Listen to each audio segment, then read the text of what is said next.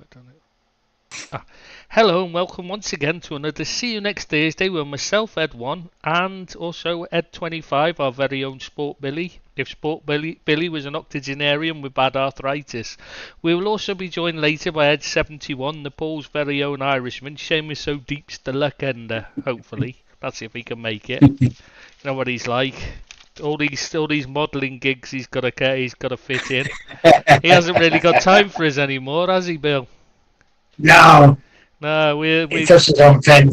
play second fiddle to his modelling career these days. Yeah. So, how have you been anyway, Bill? How's the arthritis? Not bad, mate. I've got something called polymyalgia, which is like a muscle disease that I'm getting treated for hopefully shortly, but I'm just on loads of steroids at the moment, which are keeping me going really well, actually, so I'm not doing too bad. Well, steroid, you'll be like a Man City footballer then. Oh, are you allowed to say that? Yeah. Sorry. Well, that's a shutdown then. It's not like anybody thinking watching listens anyway, so it don't matter. Should we start with the Euros then, Bill? I think we... Yeah. Should we start with the game last night first? The England game. Thought it was the best that we've seen for a while for England, although it still wasn't good, but it was better than what come before it. Maybe, just maybe, their name's on the cup. It's coming home. Yeah, I tell you that. Well, I was telling you just a second ago, wasn't I? Actually sent a thing to my mate saying that, like, I reckon England are gonna win this before it started. This is like ages before it started. And, because I was saying it's always a shite defensive team that wins it. 9 times out of 10. Yeah. Play boring, negative football, safe football, that's what wins it. But it'll set England back, like I was saying to you, it'll set England back 50 years in the coaching front because they'll just churn out more shite, negative, defensive football oriented coaches like Steve Cooper, that guy who's now Scotland manager, whose name I've completely forgotten. Oh shit! He used to play for Chelsea and that. He was a coach at Liverpool under Brendan Rodgers. Anyway, him.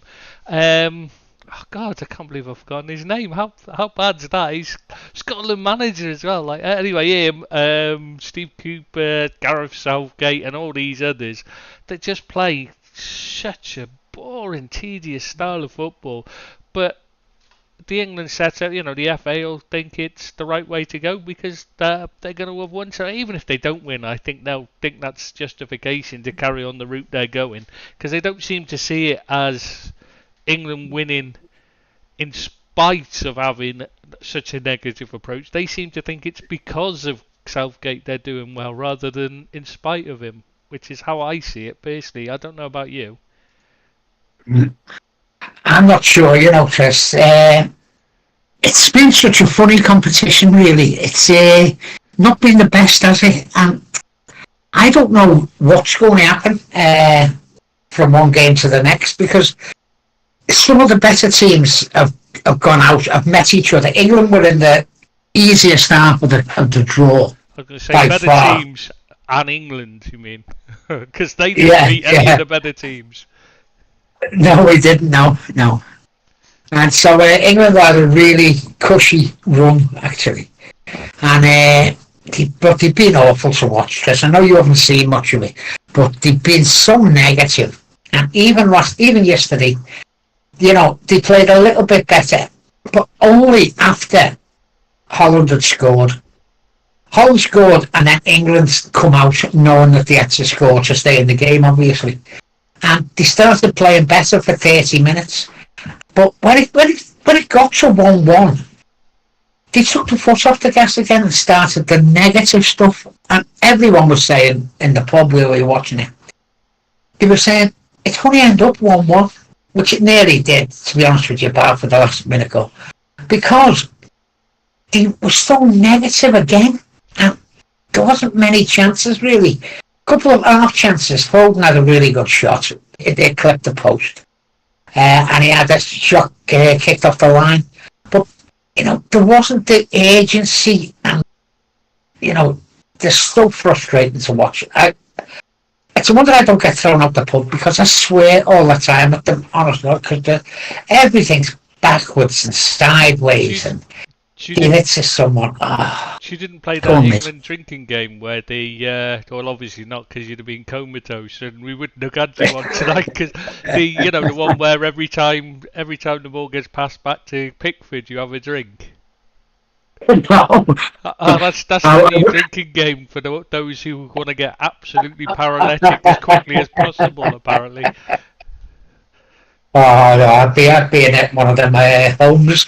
Well, yeah, you wouldn't be here tonight if you'd done that, would you? Let's be honest. Absolutely not, no. You'd be in hospital having your stomach pumped.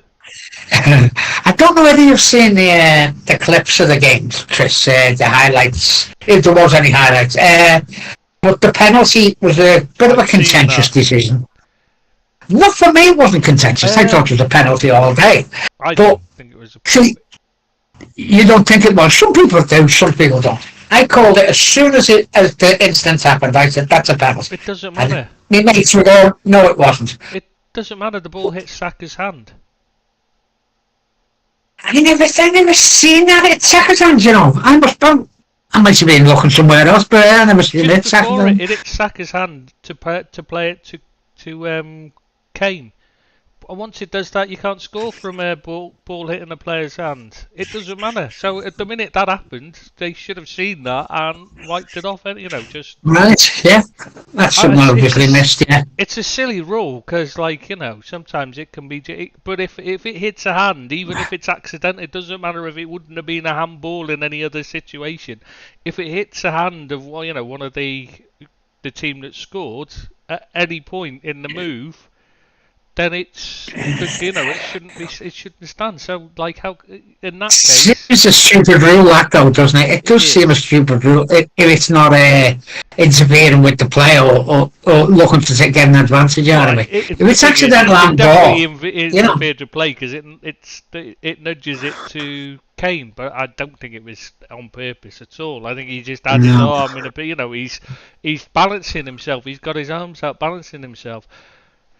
Who was talking about? I can't even remember. I saw a clip and they were saying about how stupid it's got when the players are having to put their hands behind their back and they can't use their arms for balance anymore or anything like that. Yeah. That's the way it's going, the game. Yeah. It's getting ridiculous in contact. See, I don't think that should be a penalty anyway because you've got to be allowed some contact. If he kicks your foot's staying still and he kicks through and then hits your foot on the follow through, I don't think that should be a foul anyway. But they would give that. He got a shot away, Steve. He got a shot away, and then he got hit. If it was at the same time, but he got it afterwards. So I think that makes it a penalty. I know what you're saying about the handball, and that might negate it. I'm saying it's the other way round. Dumfries come through. It was the both challenged with the ball. Kane got it and shot, and then he hit him. So it was after the fact that he hit it, and for me it was a penalty. I called it right away, to be honest with you. Yeah, but he kicked through and kicked Dumfries, not Dumfries kicked him. That's what I'm saying. They give them all the time. I think it was the other way around, mate. They give them all the time outside the box anyway. You see it all the time, and I always think, oh, that's ridiculous. If you follow through catches the player, that's just contact sport. Just get on with it.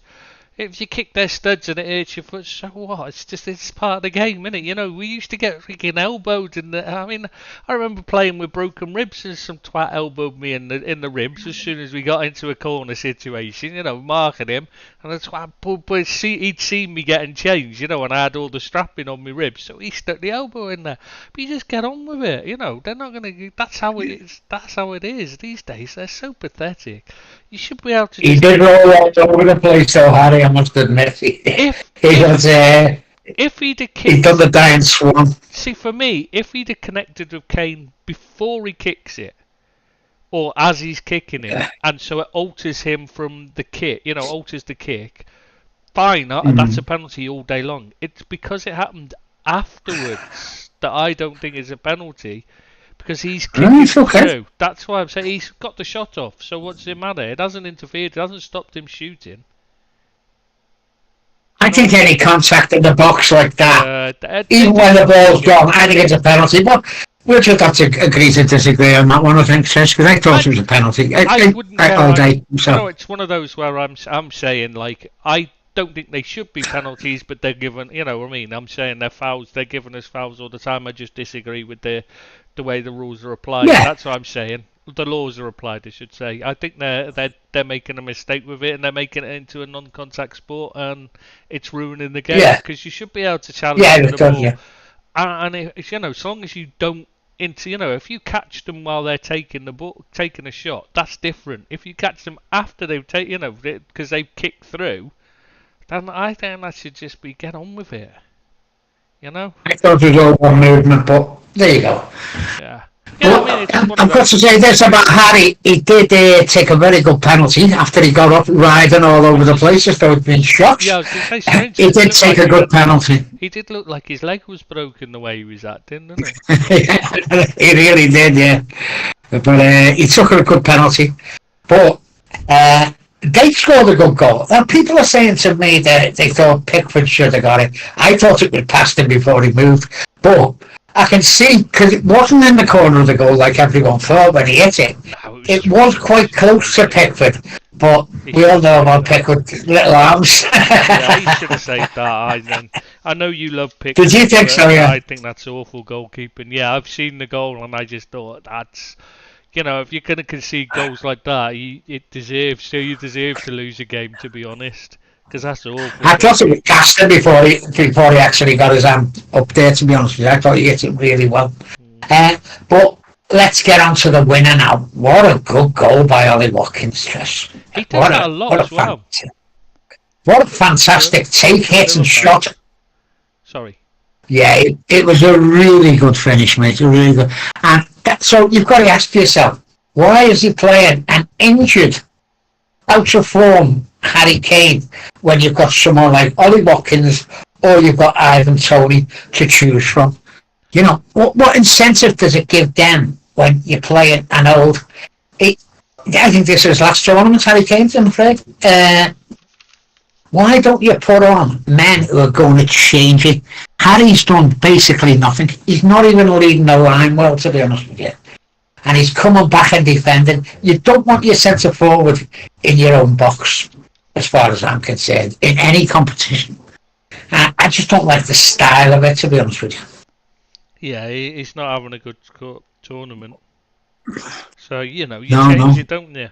And I don't see what's the problem. Watkins was excellent last season. I know he tailed off at the end of the season, but he'd still be my choice. Not Tony. Yeah. He was poor when he came back after his ban, and he was. Attitude. I don't think he deserved to be in there. No, maybe not. No, he's out for a long time, and it's hard to get back, I suppose.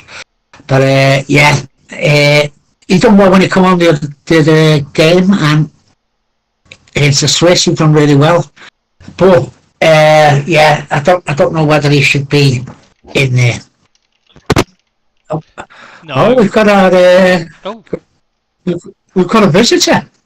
Oh, he's the luck ender. That's it then. It's probably going to crash now. My internet will go down. Seamus O'Deeps. How are you, Seamus? Good evening, Seamus. Good evening, Billy. It's me. Hello, Seamus. The Vegas noise here. Yeah, the viewership is just gonna double now. Double, so how can you double from 0? Oh, so you're saying I'm gonna give you infinite growth? Well, or minus growth or whatever. I mean, it's from. I thought I was gonna double your viewership. What if it's infinite growth? Then I don't know how much increment I can. We all know what you can do for us, Seamus, and that is definitely not infinite growth, apart from the waistband. Did you watch any of the game yesterday, Seamus?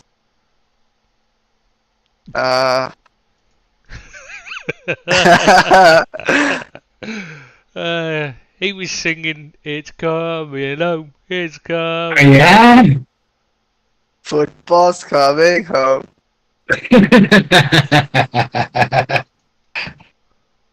Yeah. Penalty or no penalty, Deeps? I've not watched the incidents properly, but Alright, okay. no, but some offenses that seem worse on initial viewings haven't been given as penalties Yeah. before. Ultimately, when we talk about refereeing decisions, it's the inconsistencies that actually is the sticking point. Yeah. A similar incident, maybe in the final, might not be deemed a foul, but Well, the referee didn't deem it a foul, did he? It was VAR that gave it. no, Yeah, well. whoever gave it. But if the same incident repeats in the final, or let's say 3 months later in a Premier League match 90, let's say it's the last kick of the game, you never know whether you're gonna get it as a foul or not. Yeah, it's one Yeah. of those, that's what I was saying. It's one of those where you can get it given, and sometimes it's not. It's just you don't know whether that is a foul or not. Yeah, which is makes it very difficult to play a game when you don't actually know what the rules are. And also, what about that Kukurea handball incident? Even Kukurea was Oh, he had stopped. He had stopped. From his face, it seemed like even he was. I think he's an awful player, you know. I don't know how he gets in their side. I think he's a bloody awful player, Cucurella. he's not. He's not. I think, honestly, don't see what he offers. He was brilliant at Brighton. But Do you think so? Oh yeah. no, but even more pertinent point is the guy he's keeping out of the team is Alex Grimaldo. Yeah. Alright. Which is a strange one. I would Yes. put Grimaldo in over him. But Him getting in the team is not as much of a surprise as who he's keeping out. yeah. To me, Yeah. at least to me. If you said like he's the best Spanish left back, then I say okay, Spain aren't placed with left backs, but he's fairly good. Maybe not great, but fairly good. Grimaldo is coming off a world class season. But he's more. Well, why have we played got you more as a on? winger. Played, didn't he, under Alonso? Really, he didn't really play as a fullback, did he? Yeah, they play a 3 at the back system. He plays as a more of a wing back attacking threat, but still. Yeah. I think you need to eye your mic up a little bit, you know, Deeps. I Yeah, can hardly hear you there, mate. He goes. But is that a problem? That's better. Not being able I to hear me it's is better actually. Thinking about it. Because I want to hear you, while we're still on the England game for now, I just wanted your thoughts on why Luke Shaw is being pigeonholed into that England setup. Why would Gareth have taken him in the first place after him not playing for how long? 4 months was he out? And the fact that he's also absolutely crap. And I'm just wondering why you think he's shoehorned into that side and that they don't seem to be able to, you know, Gareth doesn't want to play without him. What's the big deal with him? Can you tell me? I don't know. Like you said, he's not played much recently, but I'm going off my memory. But we signed Sergio Reguilon at the very last moment in the summer transfer window 2023 because we had Malaysia and Saw out injured, and then I don't remember Saw really getting around games because he was never really fully fit. So No, he's overweight. no, he's not really played any football the whole season.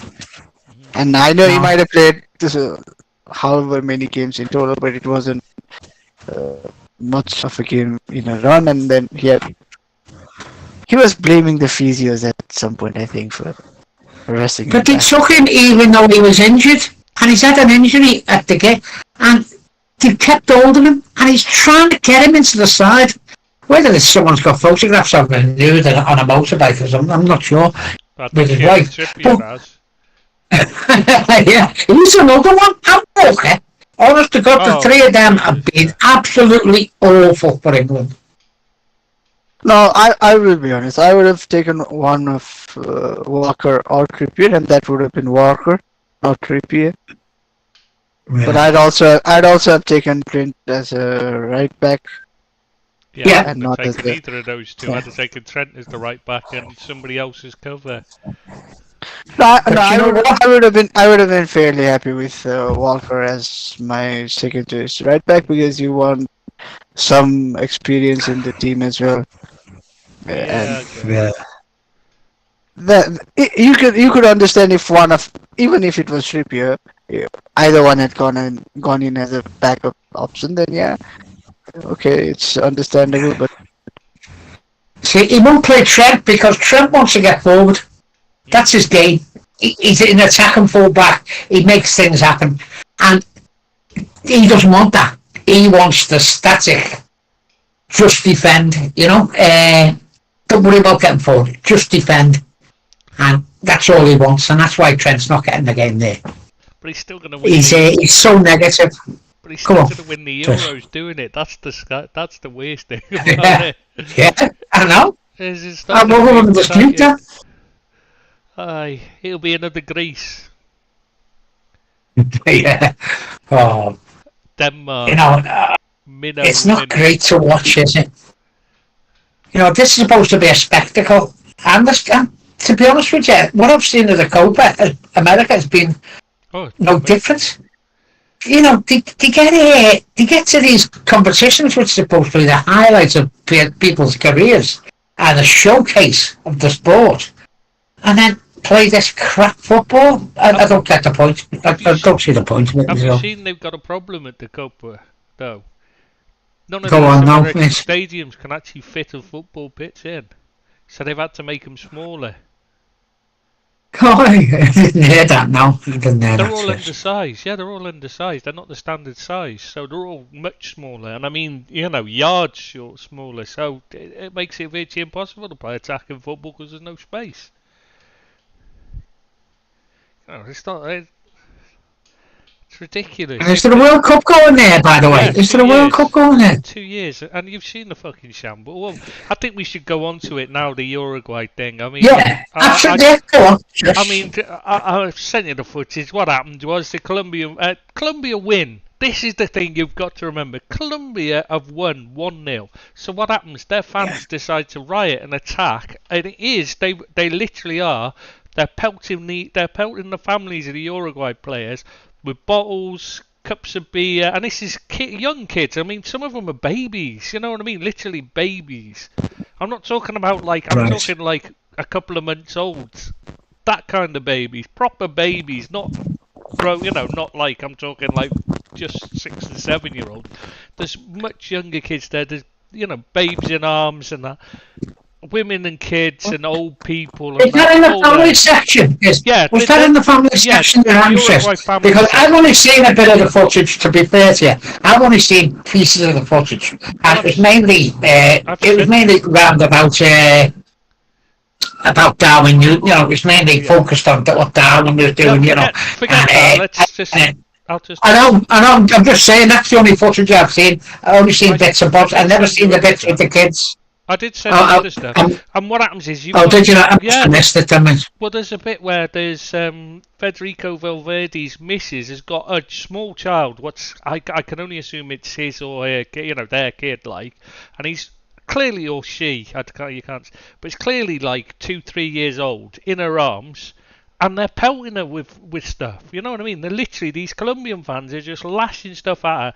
And the only people who are in between them are Uruguayan, the male members of the family, and there's like officials from Uruguay football are the only people in between these Colombian fans rioting and the kids and women, and wives and girlfriends of the Uruguay players.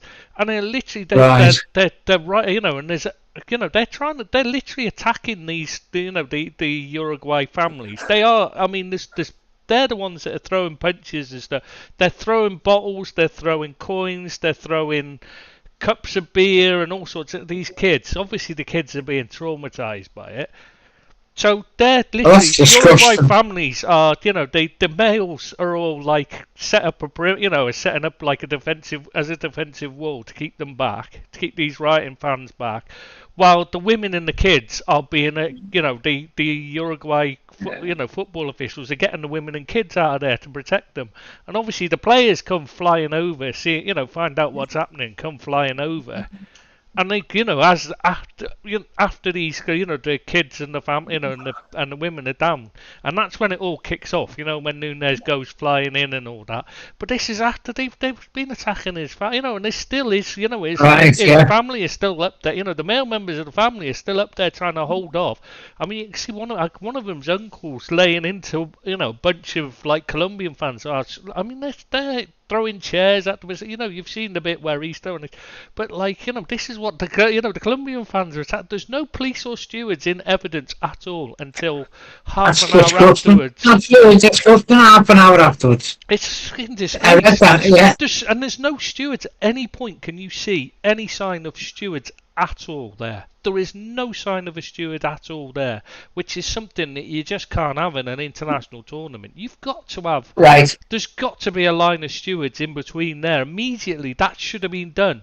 I mean, they should have been there anyway. There should have been stewards there anyway to protect them. Do we know why it kicked off, Chris? Section there. How the hell... Do we know why it kicked off, Chris? Do we know? Because obviously they've won the game. Their fans should be euphoric that they've won the game and should be really happy, in a good mood. We just got through to the Copa America final. And what would make them kick off like that? Was there another incident? Did something happen in the stands? It had been a nasty game. I don't know. It had been a nasty game at one point. Right, okay. But, I mean, this isn't like... I'm not talking about, like, Uruguay have got a bit of nastiness about, you normally see them. But there's at one point... I mean, I sent the footage to Seamus, didn't I? Seamus about Davinson Sanchez turns round and literally punches him in the... Right. All he did is he strokes the back, strokes the side of his head when they're waiting for the corner to come in. And Davinson Sanchez, about, a few seconds later, just turns round and punches him in the guts. Puts him on the floor like the ref does nothing.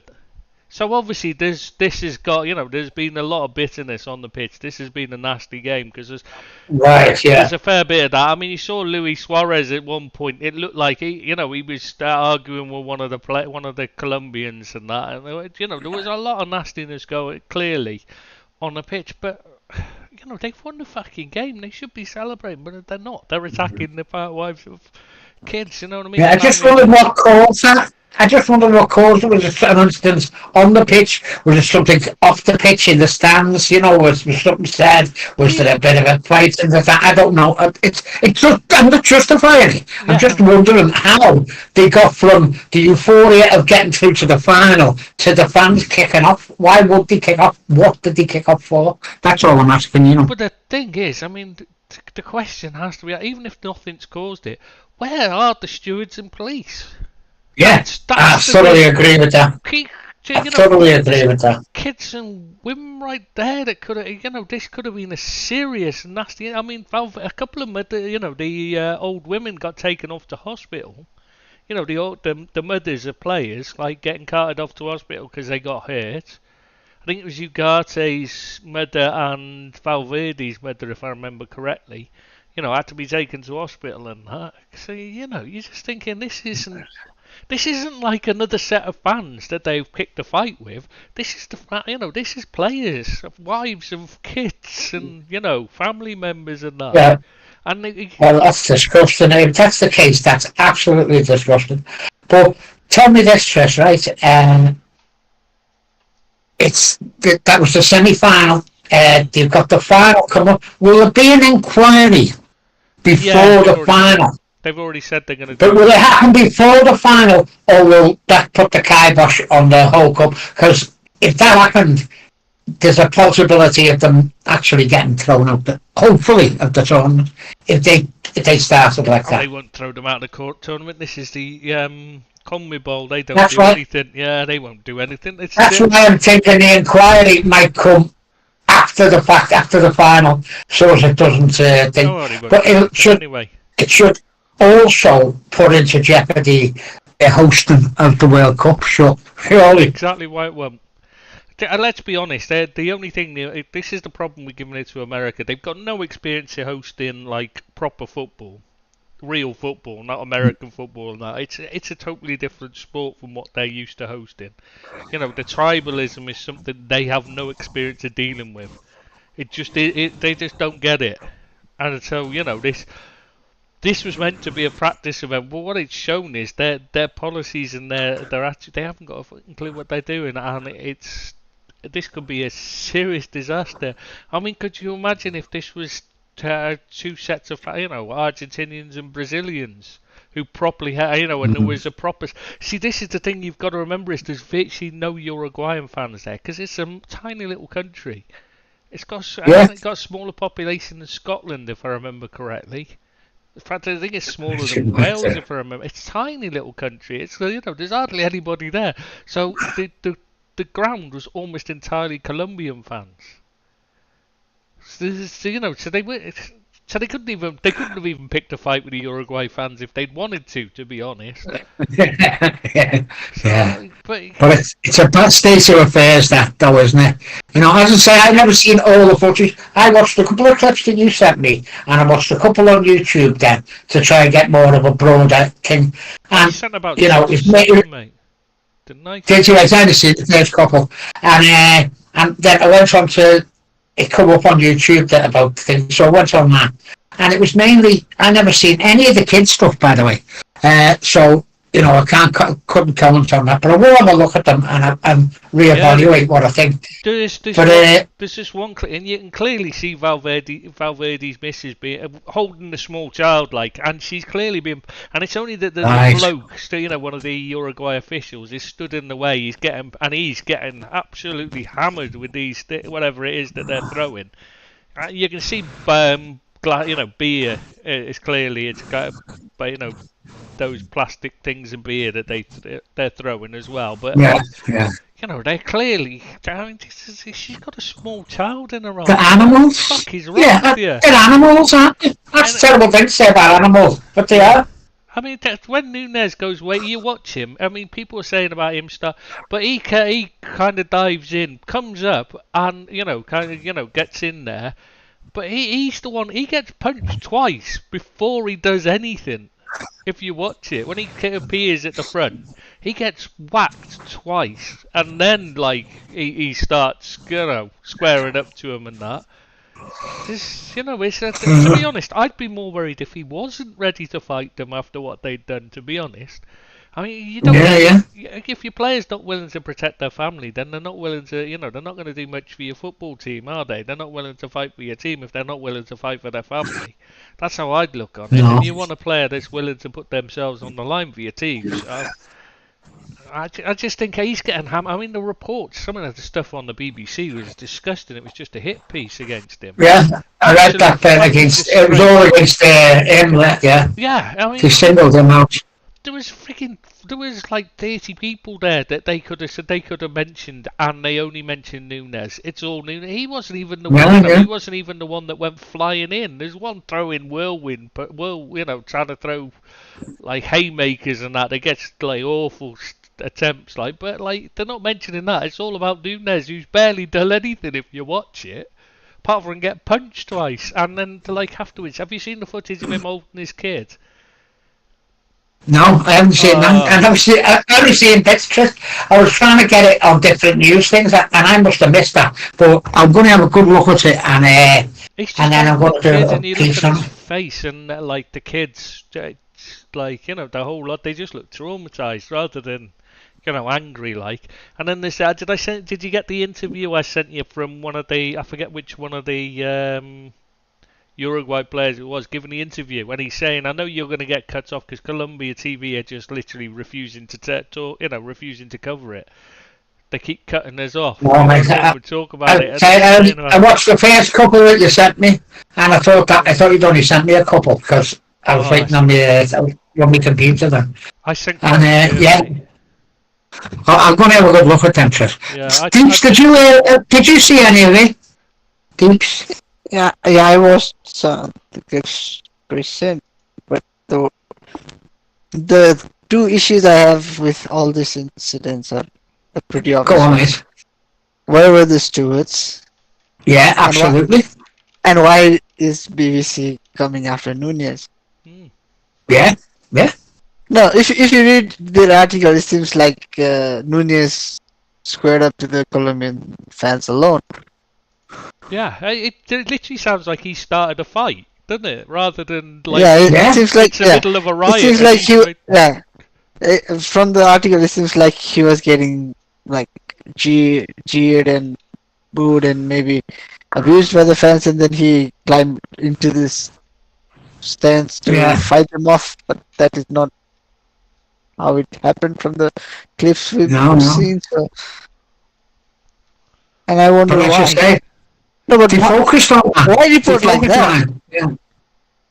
That's not even the story, is it? Let's be honest. The story is about like the wives and families the wives and kids being left with no protection, while the Colombian fans are rioting. That's the story. So why is nobody covering it? I mean, that's a huge story, especially with the World Cup coming up there 2 years' time. Absolutely. And it's got to be sorted out before then, or they should take it off them. Yeah, not that they're going to, but they should do. Yeah, because this could be. I mean, this could be real problems. If there's riots, anything like that happens there while the World Cup's on. I mean, there's a lot of you've seen the trouble with the England and the Dutch fans already. Here, that's not going to have that's not going to have settled down by then, is it? In a couple of years' time, that'll still be there.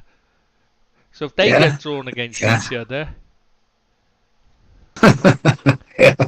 which is civil rights. Yeah, if they can't handle 10, 15, 20 sets of fans, then how can you think they can handle 48 different groups of supporters? Yeah, it's surely they've got to have a rethink, haven't they, after this?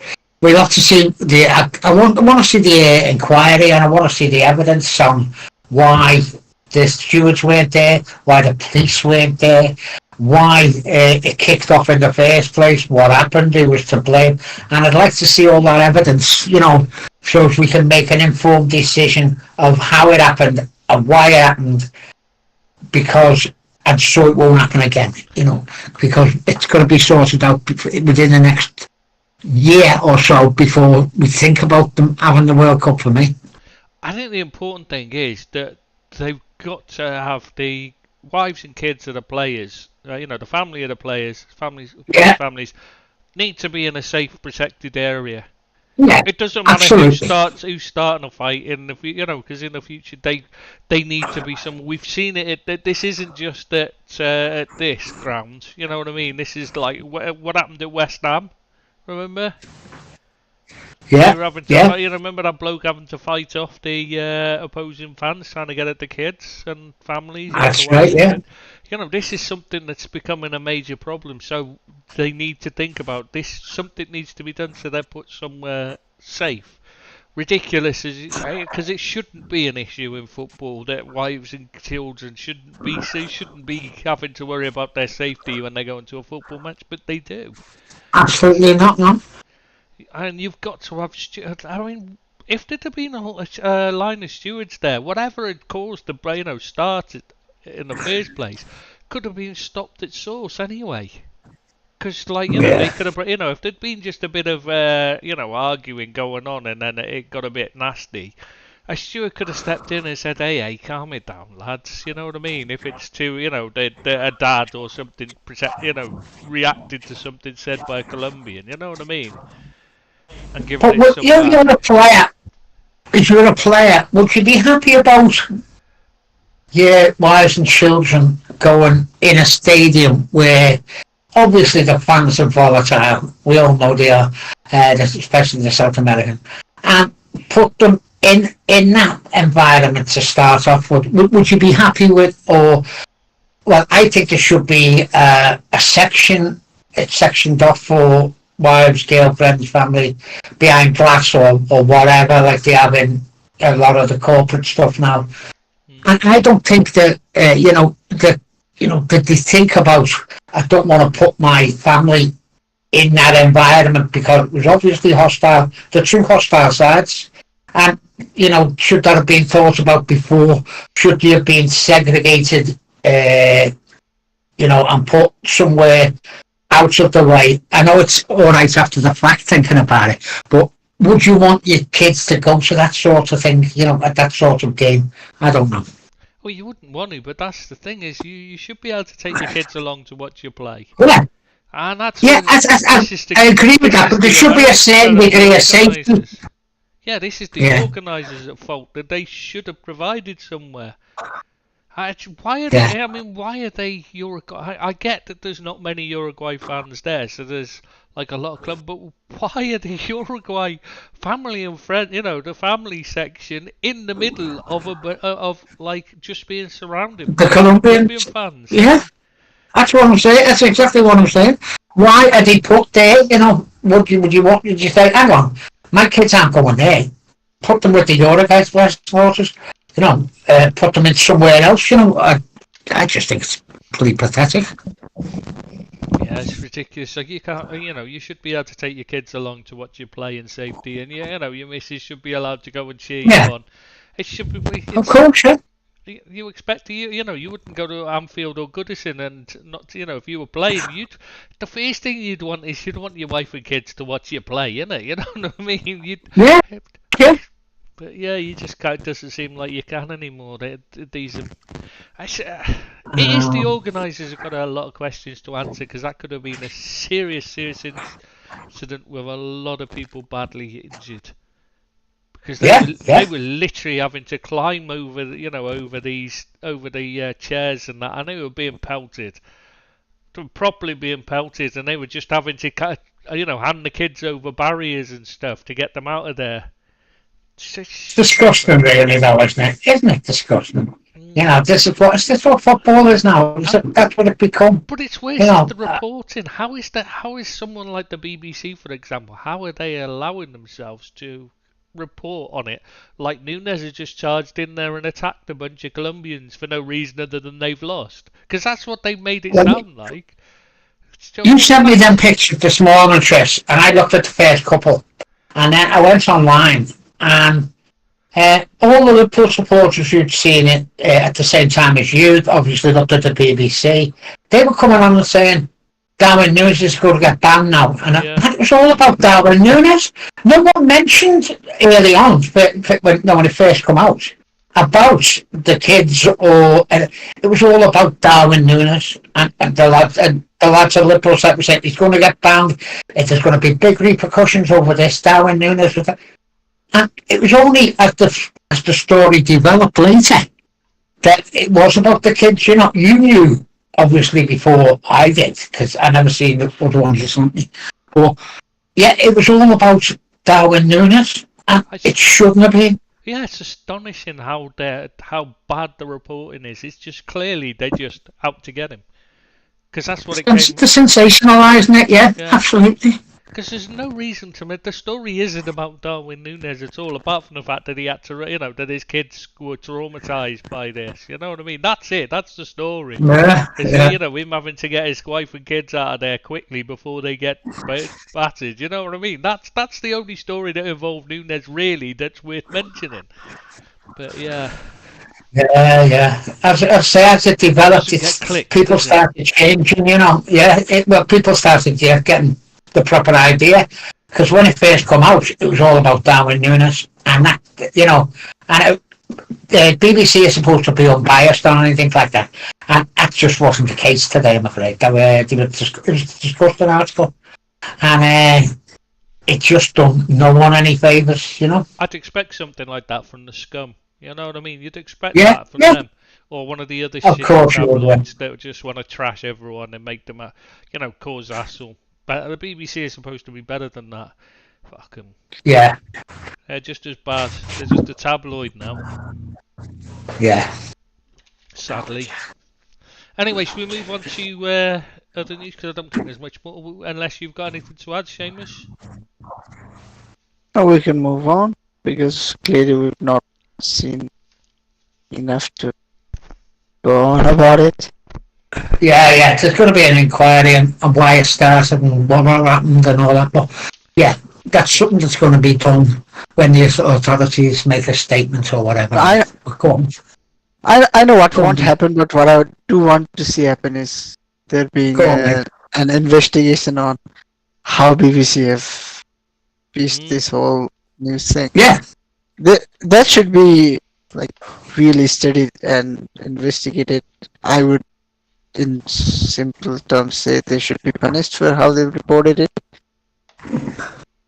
Yeah. Yeah. That is like they're just straight up targeting Nunez.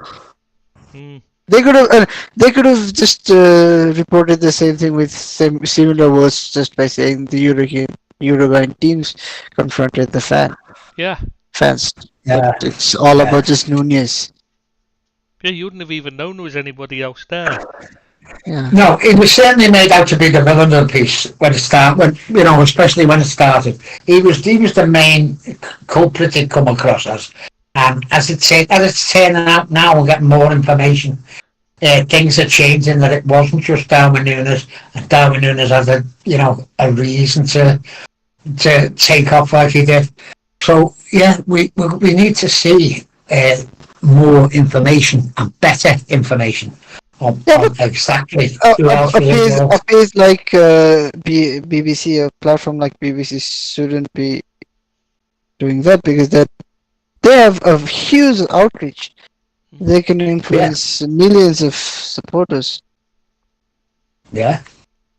And people who don't even know about football will assume that Núñez now is just a thug who's jumped into the crowd to attack them. Absolutely, absolutely. That is why I have a problem with how they've reported it.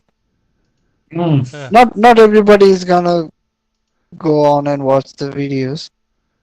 Yeah. No. Or carry on reading about it afterwards. That'll be the only thing they'll read on it. Be the initial report. Yeah. Yeah, and it leaves a really nasty taste in the mouth. It really does. It's tabloid sensationalism. Yeah, absolutely. Anyway, should we move on? Yeah, we've got quite a lot because we've got obviously 2 weeks because we didn't do last week. So we'll go back to don't worry, I've noted them all down, the ones that involve Premier League teams, so to make it easier. First off, Ben Godfrey left Everton to go to Atalanta. You happy with that, Bill? I'm happy for the lad as well. He got a really bad injury, Ben Godfrey. He was always on the periphery. Don't get me wrong. He was always on the periphery. He stepped in when people were injured. Done quite a good job. We actually paid 25 million for Ben Godfrey.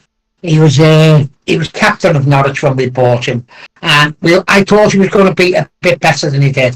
He got a really bad injury, and he also suffered a lot with long COVID, which didn't help his career one little bit, by the way. So he hasn't had the easiest ride.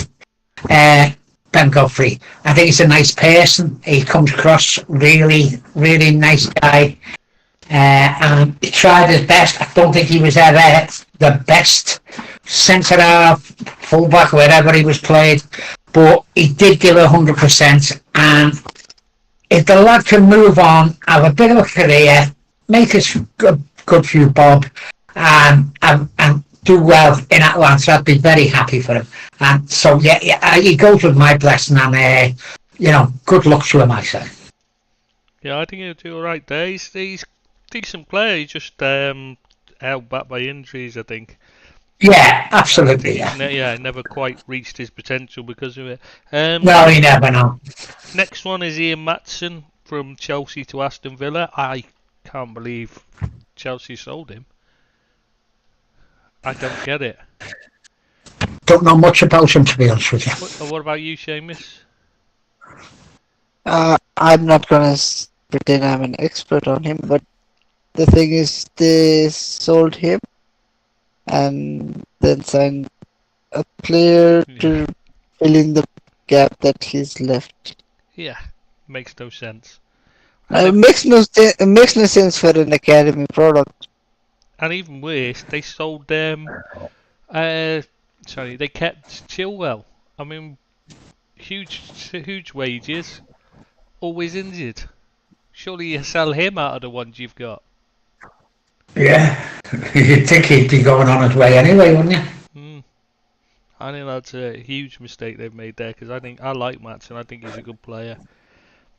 One that they did need to get rid of though. The next one is Hakim Ziyech. He went to Galatasaray from Chelsea. Yeah, I think that's good riddance, to be honest. Let's be honest. Not a particularly good player in my opinion. Not a big fan of him. Next one, now I'm mentioning this one because obviously there's a lot of talk of him going to Man United. Is Adrian Rabiot? Juventus released him. Wow, his contract ended there. So would you take him, Seamus? Right. Not really. No, why not? Because How old is he, Trish? 29. He's 29. 29, yeah. 29. That's all right. And I wouldn't take him because I don't think he's. I want the center midfield part of Hermione to be better than him, and he doesn't strike. Yeah, he doesn't strike me as the kind of guy who would be happy to be a backup option. Right. Yeah, no, he's not happy. He wants to play. Yeah, that's the thing. If he was gonna be a replacement for Sofian Amrabat, then I'd be welcoming of it. But What about to replace Casemiro? no, I want someone better, more of an out and out defensive midfielder. Okay. It's good, but it's not great. He'd be better in the role I expect Manu to be playing in. Yeah. I'd rather have Manu as well. Yeah, no, I get that. Fully get that. I like him, but I wouldn't say, I don't think he fits where you need him either. I agree with you. It's also the wages these people are coming on as well, isn't it? You know, there's people coming on with their 250 to 400,000 pound a week wages. You know, yeah, you can take him. You know, you got to pay his wages. No thanks. You have to be a bit part player that Rabiot would. No, I wouldn't pay the wages personally. But there you go.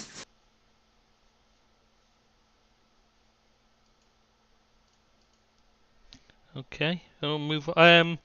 Do you know, I just had to mention this one because Joselu obviously wins the Champions League with Real Madrid. They finally signed him up to a permanent move to Madrid and then immediately sold him to the Qatari League. He's been on loan there for like 2 years, hasn't he? No, 1 year. Or is it only what feels like longer? I could have sworn he was there last year as well, you know, the year before, like. It feels like a long time, but yeah, Stoke City, he was shit there as well. Astonishing that is that he ended up winning the Champions League. No, the astonishing fact is he ended up winning them the Champions League. Like, it's not. Yes. No, it's not like he was part of a team that won the Champions League. He actually contributed to their victory in massive ways. He scored the goal. He scored the goal against Bayern when they were trading. And he isn't even a goal scorer. You know what I mean? If you look at his record, it's terrible. He just doesn't score many. So sometimes it just works out for you, doesn't it? Yeah, but that's quite a journey for him, coming through the ranks, not really doing that, like not really getting that many opportunities, moving on, not really establishing yourself as a great player anyways. A good option for a lot of the teams, a good player, but not great. Then all of a sudden you hear a purple patch. And then Saudi happens, Benzema fucks off. Then they get him in as a cover for as a replacement for the reigning Ballon d'Or winner, lest we forget. Then he 2 years ago he was supporting them from the stands as a fan. Then he wins them the Champions League by scoring crucial goals, and then see you again. Bye bye. Yes, I love a story. what a career though. He did it. Yeah, he did it on a cold, rainy, windy, No, whatever I night wouldn't at say that. took. So there is no doubt how good he is. Yeah, because he was. Yeah, he's proved that, hasn't he? Oh, bless him. Even Messi hasn't proved himself at Stoke. No, that's. Let alone as a Stoke player. Could be a comment there. Yeah, so he's clearly better than Messi, is what you're saying.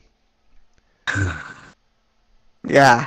Yeah, see? No, in simple terms, I'm saying he's passed every test. Can he score in the Champions League? Yes. Can he score in international football? Yes, he scored for Spain. Can he score for relegation threatened team? Yes, that is how he earned his move back to Real Madrid. Yeah. Can he do it in a cold, rainy, windy, whatever night at Stoke? Definitely. Yeah, true. Fair play. Yeah, can't argue. That's one hell of a story, that. Next transfer, Omari Kellyman to Chelsea from Villa. I mean, some of these transfers just seem like, obviously a PSR dodge at the time. No, for some of these transfers, we should have already uploaded this clip from a few years back from Conor McGregor. Who the fuck is this guy? Who the fuck is this? 20 million as well. Yeah, that is why I'm saying, like, if it was a free transfer or some kind of a compensation fee, 200, 500, even a million, then you'd be like, it wouldn't be news to be reported, but obscene amounts of money for players that hardly even have any hype behind them. Yeah, it's very fair though, isn't it? It's got to be a fair though, hasn't it? Always, it happened with Everton and Villa with, Tim coming one way and Dobbin going the other way for 10 million and 11 million, whatever it was. So you're just gonna call him Tim. Yeah. Yeah, I can't pronounce his surname, I'll be honest with you, I can't. So his name is Tim. An Englishman not being able to pronounce the surname of an under 19 English international. Come on. Tim Smith, his name is now. I'm changing it by people to Tim Smith. No, Tim JG. A long lost grandchild of Billy JG. Yeah, I'll sponsor him, yeah.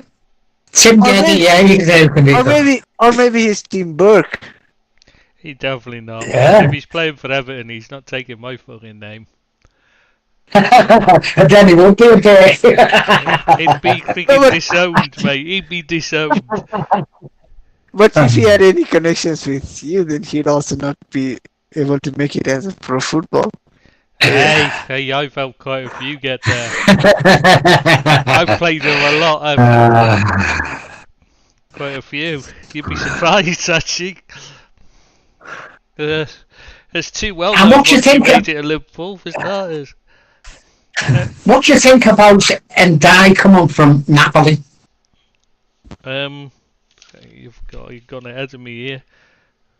Where's that one? Ilian Ndai. Yeah, I haven't got there yet, but I'll mark that off so I don't mention him again when we get there.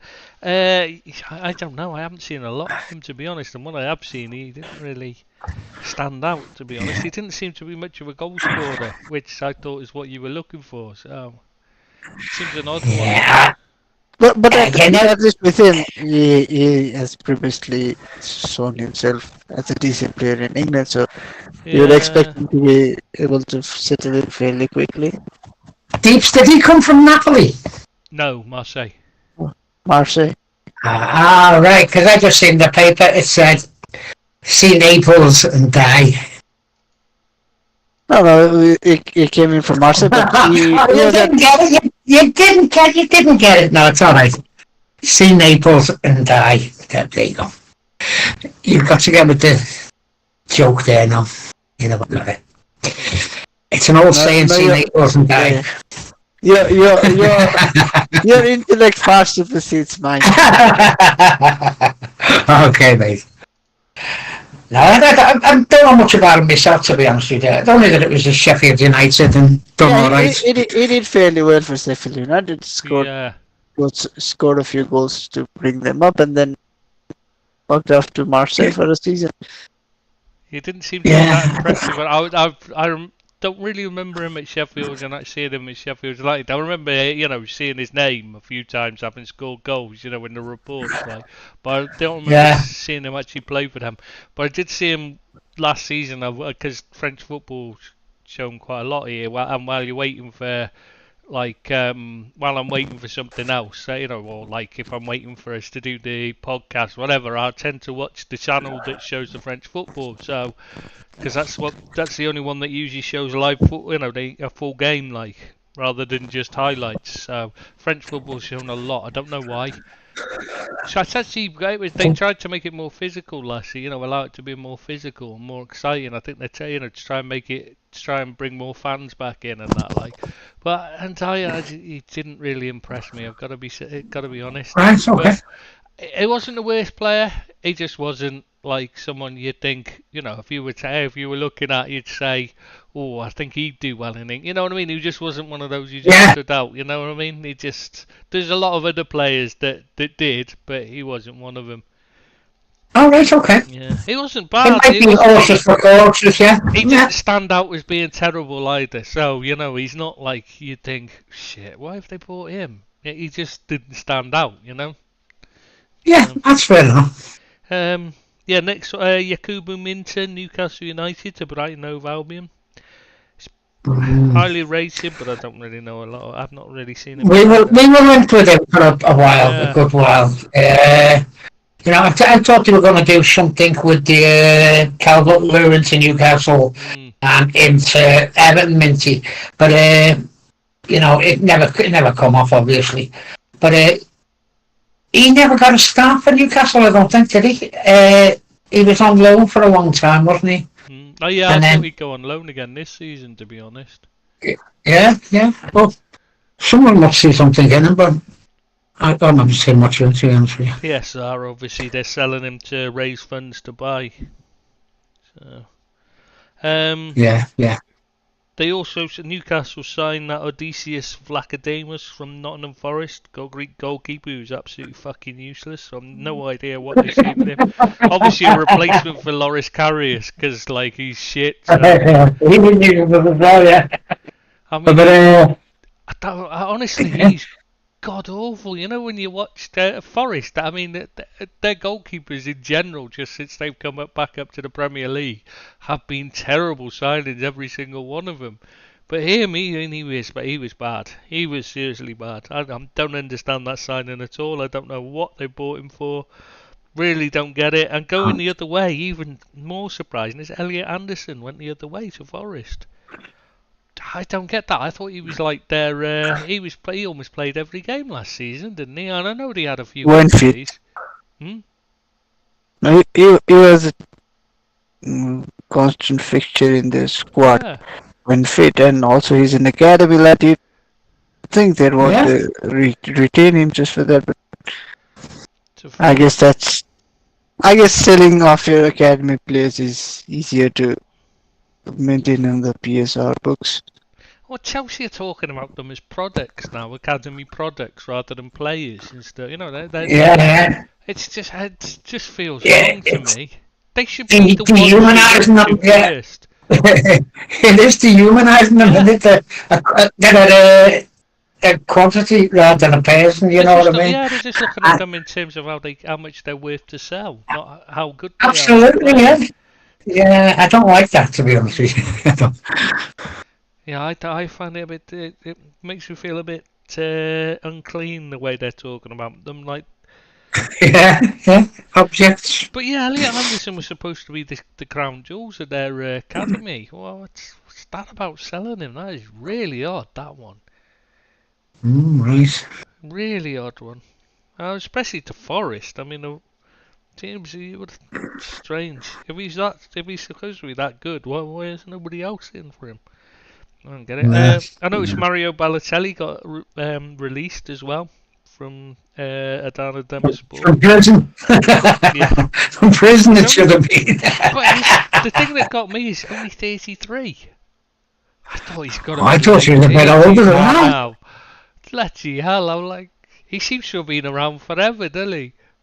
Yeah, it does, yeah. Yes, I wonder where he'll end up. Maybe United could get him as their experienced attacking option, Seamus. Oh, when And Southgate Ruud van Nistelrooy gets his hands Yeah, on he him, could he's do it. gonna Yeah. finally fulfill his potential. Yeah, but like, it'll be under Southgate, obviously, because when he wins the Euros, he'll be the next Man United manager, replacing Ten Hag in no time, I reckon. Are you happy that Ruud, Deeps?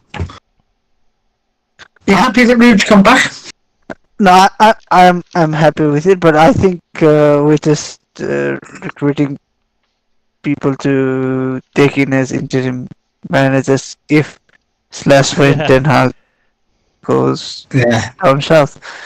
I said it 2 weeks ago as well. I feel like we're preparing for a worst case scenario instead of planning for a best case scenario.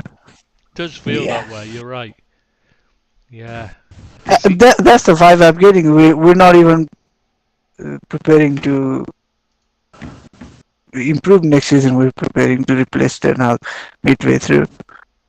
Yeah. It's just in case they can't get Southgate, obviously, straight away. Because that's Do you clearly think? the Do you plan. think you'll get? Do you think you'll get Plantwaite? Deeps. No, I think we could, but I don't know if we will because we seem to also be in for Lenier from Lille, Yeah. Angel delighted for them, aren't they? Yeah. and especially we've got to especially if we get the Lichten, then maybe we might be strapped for cash a little bit, and Euro is And gonna Euro- be, but it's You're after It's Euro more as well, aren't you? yeah. Why'd you Yeah, want yeah. Delict? Why United I after don't- Delict? I don't know. mean, you've already got Maguire. Why do you want the Dutch version? Because he's younger and more injury prone. Do you know what? He's younger, but also more injury Yeah. prone. But I've been saying Because for all its negativities, Maguire is it very rarely misses games through True. injury, and very rarely is it a sustained long period of time out injured. But actually, I mean, I've said it all along. He played in midfield when he first came in, and he was better there. I just do not see him as. I do not see how he's ended up in defence because he can't defend. And also, like there is a story, an infamous story that we rejected an academy player from Ajax because someone did the study on him, and it turned out his father was fat, and they thought he inherited his genes, so he's gonna be fat soon as well. And that guy is named Matthias de Ligt. So did his father just change all of a sudden, or was someone a bit of a dickhead? Seriously, because his dad was fat. Oh, for fuck's sake! I mean, that's, No, don't laugh, please. Our kids are never gonna get into sports because of us. well, mine's too old now, so. Yeah, but even if they were good enough, Well, my they're kid- not gonna get the chances because we're too fat. Yeah, which is strange because I was always good at sports, and my mum was a school record holder at some sports. So No, do you know what that means? That means that the kids of Wesley Sneijder would be rejected by Man United now. Hmm. And he was someone who could and probably should have won a Ballon d'Or. yeah, You can't. Yeah, it's good players, Graham Snyder. Now, how whoever came up with that story, whether it's true or not, but well, what Oh about my Ronaldo? fucking The God. real Ronaldo, I mean, not the fake Ronaldo. oh yes, come on. I mean, he's how fat's he? And yet, I'll not being funny, but if his kids are anything like he was, you'd What even anything? if they were If his fat, you'd still fucking sign them. Yeah. If his kid has 1% of the natural ability Ronaldo had, then They'd be winning the Ballon d'Or because they'd still be better than Messi and Cristiano Ronaldo ever were. Yeah, he was something else, that man. What a shame he had so many injuries at the end, ruined his career. And his party lifestyle, to be fair. Yeah, it's like a party. Yeah. Anyway, should we go? are we done with the transfer side? I don't think No, so. there's loads. There's Amari Hutchinson, Chelsea to Ipswich Town, another one that's just a PSR sale, isn't it? So they can go and buy No, more. Yeah. no. So they can buy more shite youngsters that they aren't good enough. But I don't understand why Ipswich are paying such high fee. No. No, I mean, I would it's worth so much. especially before July, I would have said like either if I was negotiating for Ipswich, I'd have lowballed them, hoping they would accept a lower fee for PSR issues. But There's clearly something. There's something going on. Yeah, They're there's, doing favours. there's something dodgy. Yeah, something dodgy going on there with Chelsea. All these youngsters, They'll be getting favours. getting them in, farming them out. Yeah, Yeah. No doubt they'll be sending a couple on loan or something, one on loan. That'll be what it'll Yeah. be as well. That'll be part of the deal. They just want to put that in as part of the deal. I see Luka Modric got released by Real Madrid. 38 years old, he'd still probably walked in the Premier League. Yeah. Wouldn't he? Would you have him ever Yeah. in? I'd certainly have him as a squad player. I don't know whether he starts, but he's a fantastic player. Why, you Loved keep him. him out of the Everton team? Come on. Tim? Who'd start ahead? Tim Smith will. He's going to be our new boy. Who else will? O'Neill, he's going to keep him oh, out. come on, Billy, be honest. You could combine every midfielder on the books at Everton, make them into one player, take all of their positive aspects and remove all of the negative aspects. They'll still not even be half the player Modric. He's at 38. I know, but we're all about power and pace, not guile. We don't do guile.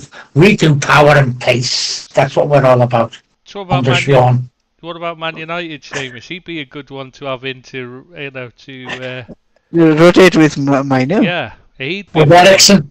I'd be brilliant instead of Ericsson. Get rid of Ericsson. Yeah. No, if he is Yeah. replacing Ericsson, then I wouldn't be opposed to the move. I'm not gonna say I endorse it, but because ultimately he's a 38-year-old player. Whether it's Everton or Man United, we should be looking to the future. But it is a decent option to have. But when you've got players like Mainu coming through to be the future, you're bringing him in to help ease them through. So it is helping. Yeah, them. exactly. Sometimes that's sometimes helps. That is working. I like Kobe Manu. What a good player he's going to be, I think, Good young lad, him coming through. Looks to have a good attitude as well, doesn't he? Yeah, I like him a lot. Yeah, in a few years' time, you would be saying like N'Golo Kante, who? Give me Kobe Mainu. He's definitely the best. I've just written a chant for him. N'Golo Kante, who? Give us Kobe Mainu. Yeah, that's. Well, yeah, I don't think that'll be catching on anytime soon. You never know. Yeah, he's definitely the best of the United youngsters, though, him. Excellent. Yeah, it's very good. Yeah, he's been brilliant. So we've got Syed Ben Ramos left West Ham to join Olympique Lyon. Right. Douglas Luiz left Aston Villa to go to Juventus. That was quite a big fee, a bit of a surprise. Yeah. No, but it's a convoluted deal. I like him.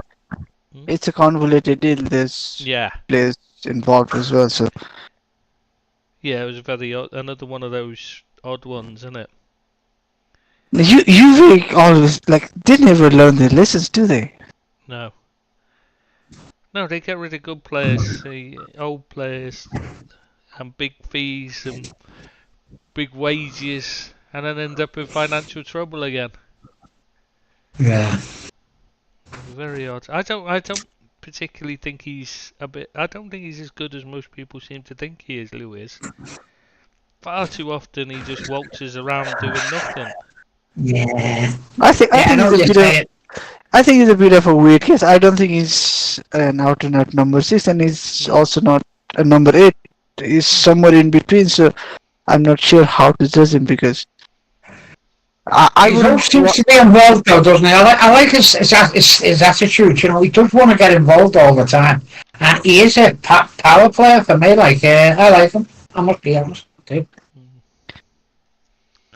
I'm not a big fan. He's not bad. He's far too. He just doesn't do enough for me. He's not effective enough on the pitch for me. I can see why they got rid of him. And the others going the That's other way. working for Onana. What did that mean? It's working for Onana. But yeah. Going the other way was Enzo Barrenechea and Samuel Illing Jr. By the way. So sorry Never heard for of mention him. I think he's a winger, Illing Jr. if I remember correctly. I can't remember what Barrenechea is. Goalkeeper maybe. I can't remember off the top of my head. But yeah, they've got them and a bunch of money. It's a very odd one. That for Villa. I don't see the value in it for Villa, to be honest. But they probably know those two youngsters better than me to know what they're like. So. Ben Johnson's next one. He obviously left West Ham out of contract and signed for Ipswich Town. Which is a Ipswich are doing little bits, aren't they? They are doing little bits. It looks as though the other fellow might be going there. What's his name? From Hull, Philogene, is it? Can't pronounce his name either. Yeah, Philogene. Yeah, he looks though he might be going to Ipswich. Very nice to watch that lad, but I'm not, I'm not sure how consistent he'll be like in the Premier League. He looked good in the Championship. He's got a bit about him. He has got a bit about him, but there's a step up, isn't there? And they don't always make it, but depends how much it costs. I was very surprised Villa let him go, to be honest. I think it was Villa. Was it Villa? I am right. Yeah, I think yeah. And they want him back now. No, it's West Ham who said you want him back. What West Ham won? Yeah. Speaking of West Ham, they also released Divine Mubama. I don't know why I've done Ismail Kone, Watford to Marseille. Why did I put that one down? Watford on in the Premier League. Why have I put that one down? Must have been my mistake. I don't know. Probably wasn't actually looking when I was doing it. Oh yeah, these two. I know why I put these two. Anderlecht have released Jan Vertonghen and Kasper Schmeichel. Blast from the past. Those two, eh? Yeah. So, I don't know where they'll be going, like, but I can see someone picking up Schmeichel as a backup keeper. Not a good first keeper. I'm not a fan of. I don't think he's a very good keeper, to be honest. Though he seems to think he's better than his dad, which is just laughable. Adrian's gone from Liverpool, hasn't he? Has he gone? Yeah, Betis, Real Betis. Oh, he's gone to Real Betis. Yeah, that's his club, his hometown club. So he's gone home basically. Oh, right, okay. That's why he's done it. He rejected a contract to stay as third choice. Yeah, yeah. Yeah, so good luck to him. So Liverpool on the lookout. Liverpool on the lookout for another keeper. I don't see that. I just don't get the third choice keeper thing. I mean, I understand it, but I just don't. I just think it just seems a waste of money to me. I don't. Yeah, but connect the dots. Liverpool need a backup keeper. Kasper Schmeichel will make a decent backup option. Yeah, no, that won't happen. I don't think. I think he's more likely to go. Do you think Kelleher will go? Kelleher. Is anyone Kelleher? I don't know, because obviously Slot's only evaluating the team now. And he's and he's not got Alisson to evaluate, because obviously he's been at the Copa America. So yeah. I don't think he needs evaluating, does he, really? I think he's in. No, I think he's in. Yeah, if he's fit, he plays, let's be honest. It's not much of a choice. Absolutely. Yeah, I can't see Kelleher. I think Kelleher needs to go for his own sake, to be honest. I think he's stayed too long, if anything. For me, I like him, but I don't think he's nowhere near Alisson, is he? Let's be honest. And no, absolutely not. He's never going to replace him. A few on the site were saying we could get rid of Allison and put Keller. Then no, don't even go there. No, it's just a stupid suggestion. It just shows a lack of understanding. Absolutely. You don't replace the He best done all right when he went in. world. He done all right when he come in, Yeah, but but he's not Allison. yeah, there's a bit of a difference between doing all right and being the world's best keeper. Do you know what I mean? Yeah. It's a huge difference. You just don't replace him until he starts to show signs of getting, losing his. Like, okay, I know the injuries can be an issue, but you should have a good backup keeper that can cover, like Kelleher or someone else. Like that Yaros. I think we've let that we had last season out on loan, and now there's plenty of options, so I don't see the need for him. I'd let him go, to be honest. I'd sell him. So. I like him, but I think he needs it for his career, is why I'd sell him. Daichi Kamada's gone from Lazio to Crystal Palace. Don't know if you've seen much of him. I'm a bit surprised he's ended up at Palace. I'm sure he was in Bundesliga a couple of seasons ago before moving to Lazio. I'm sure I remember him being a bit of a highly regarded player there.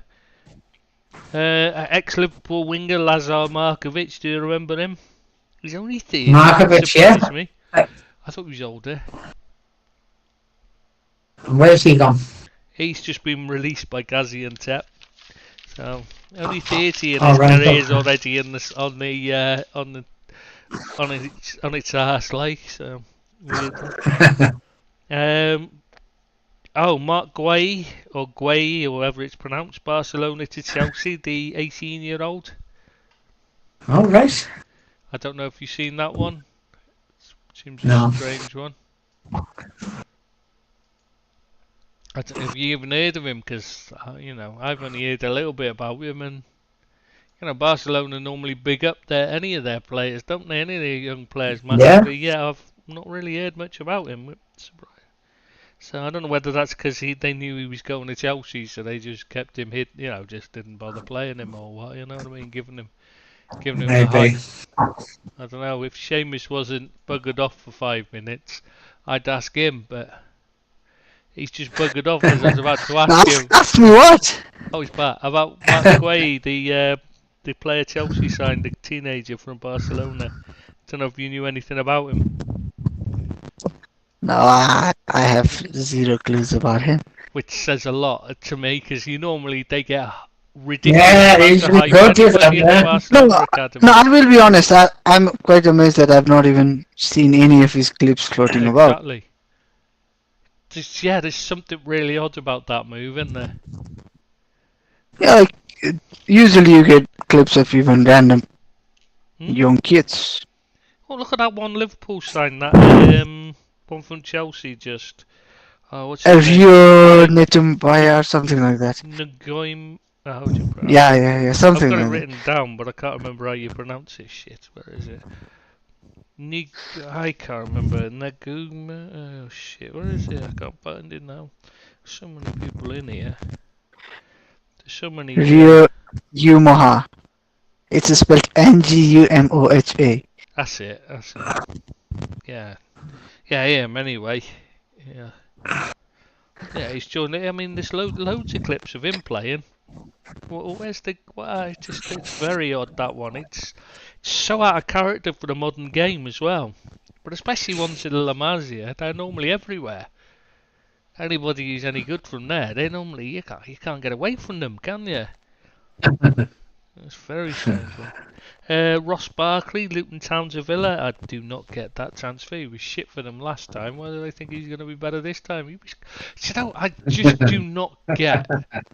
I do not get this. The thing about Ross Barkley. People were raving about him last season, but he was terrible. He kept hold of the ball too long. To be fair, I thought he'd done all right for them. I thought he kept them in with a shout of staying up. Whereas I think he was the I'm not the biggest fan, but I thought every time I see him, I thought he'd done well actually. So you see what you see, you know what I mean? Every time I watch him, he holds onto the ball too long, takes too many touches and then wastes it because there's chance after chance to play someone in. It was like I used to watch. Did you remember Peter Beagrie at Everton? Yeah. I used to hate watching him. Oh, he beat his man over and over and over again, but he just Yeah, he did, yeah. beating him again and beating him again. You're thinking, just get the fucking ball. And you can see the strikers in the box. He just stood there, hands on the hips, thinking, "Oh, is he gonna?" And then by the time he crossed the ball, nobody's moving because nobody's expecting it, and so it's just a wasted effort. It's like just. Yeah. When you've beaten them, you've created the space. Put the fucking ball in, you idiot. And for me, Barkley's always been that type of player, though. it He's just a bit of a takes an miles extra now. touch. Yeah. He always believed he was better than what he was, you know. But I still think he's a very talented kid. But he went off the rails, you know, with his personal life, and no some other people he was hanging around with personally, and he turned into not a nice guy. When he first started, when he was at the academy and that, he was a really good kid and big things were expected of him, you know. And he got him with the wrong crowd and he started doing stupid things with his life. And he went downhill from there and there's no recovery. He couldn't get back on track. He had to get out the city. And when he got out the city, he went to Chelsea because he had to more than he wanted to, and he didn't fit in, and he had little cameos and that, and so when he got a chance to move, I think it was a good thing that he did move, but he's got that trait about him that he does think he's better than what he is. You know? Well, that was what I was going to say. Is that he went abroad, he came back, and I think at the start of the season he was good for Luton. I'd agree with you there, but I think when the hype started about how well he was playing, I think that's when it went all wrong, and he started taking too many touches, and you're thinking just play the fucking pass, and instead he'd fanny about for a bit, and you're thinking, you had chance after chance to play a pass, and instead you're taking extra touches because you think now you're the man. You could see it. Yeah, he does think that. That's part of his makeup, by the way. He's always been like that. And I think that's the problem for me. He started off really well, but that's why I wouldn't touch him with a Bargewell, because you could see clearly it goes to his head every time he has a good performance. Or anyone says he's played well. Igor Thiago gone to Brentford from Club Brugge. I've not seen him play at all. Have you, either of you two? No. Okay. Chadi Rayad from Real Betis to Crystal Palace. Don't know him either. No, don't know. I've not seen La Liga this season. So, Marko Stamanic gone from Forest to Olympiacos on loan. Don't know anything about, but they didn't Forest sign him so they could send him a loan to Olympiacos.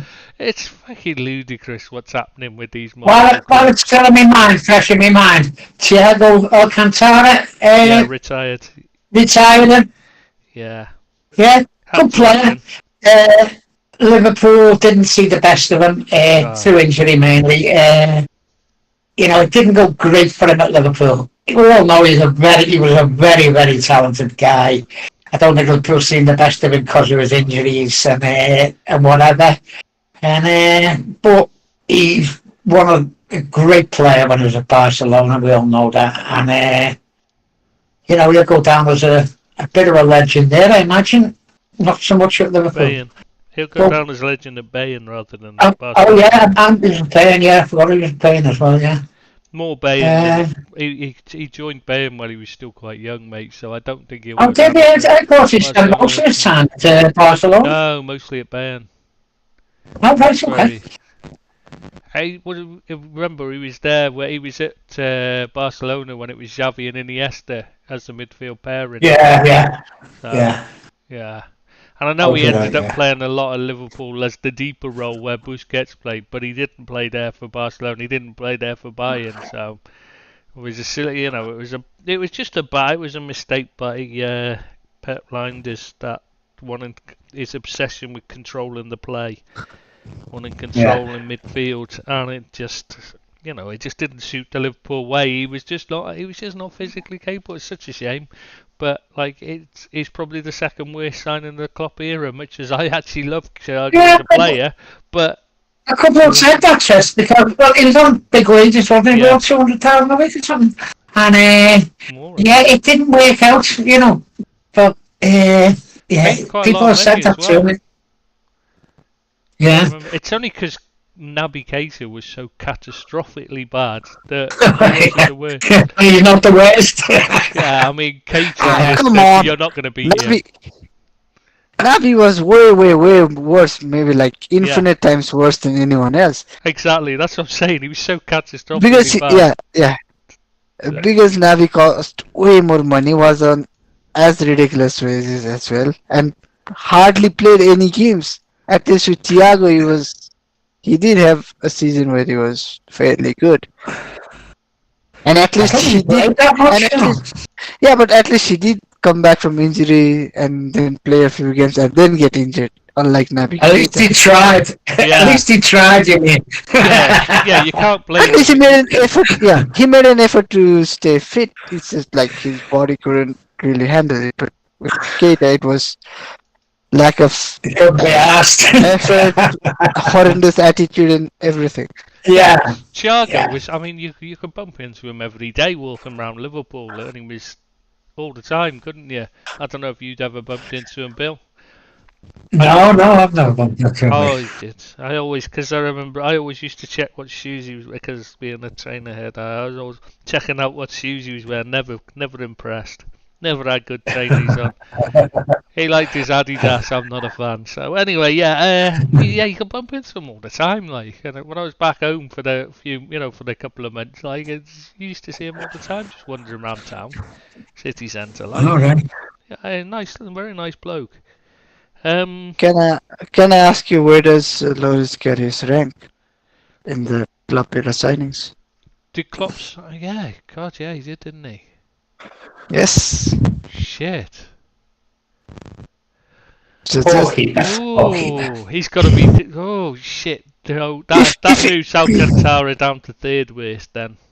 No, if we could make a case for Karius being the worst because he cost you a Champions League final. Oh, yeah, there is that, and his attitude was honking as well. Yeah, but Keita managed to pull the wool over Klopp's eyes for years, didn't he? And he kept holding him. And even when he had the chance to get rid of him, he kept him for another 6 months. Yeah. I know. And also, like, I know with Keita, it's also, he was so bad that he didn't even get on the field enough to shit his bed as yeah, much to as make them to Karius did. To be fair, he did cost us. I mean, he got a lot of times I've seen it, and he'd be on the pitch and he'd shit out of tackles, and you're thinking, it's there to be won, it's yours. You know what I mean? All you had to do was stick your foot out. You've got the ball, and instead he's jumped out the way. You know, or like he's seen the other player coming in, and he's pulled out, and you're thinking, Keita's got to be the worst. Possibly the worst. I'd say so. Up there with Aquilani is the worst ever signing Liverpool have ever made. He was catastrophic. But there are so many. If we really wanted to do this, maybe we can do it separately some other time. But there are so many other people you can name before Thiago. Come on. Yeah. There's Arthur, who hardly played. There's Ozan Kabak, who cost you so many. He was awful. Ben Davis never got a game. Decent. The only thing that saves Dominic Solanke is the fee you received for him. Otherwise, he would have featured for me. He's doing still well now, don't he? He's doing well. Yeah, Ryan Brewster. As a signing for Liverpool, he would have been horrendous if it wasn't for the fee you received. Yeah. Brewster was the academy lad. You received off-scene money for him. No, he was Chelsea academy. Brewster? Yeah. Really? I'm sure he was from another academy. Ryan Brewster? Yeah, Was he? I'm sure he was. Wasn't he along like Solanke? I thought he was another one that we signed from the... Hang on. I'm going to have to check now. Because I'm sure he was one. Shit. Okay, no. That's the wrong button then.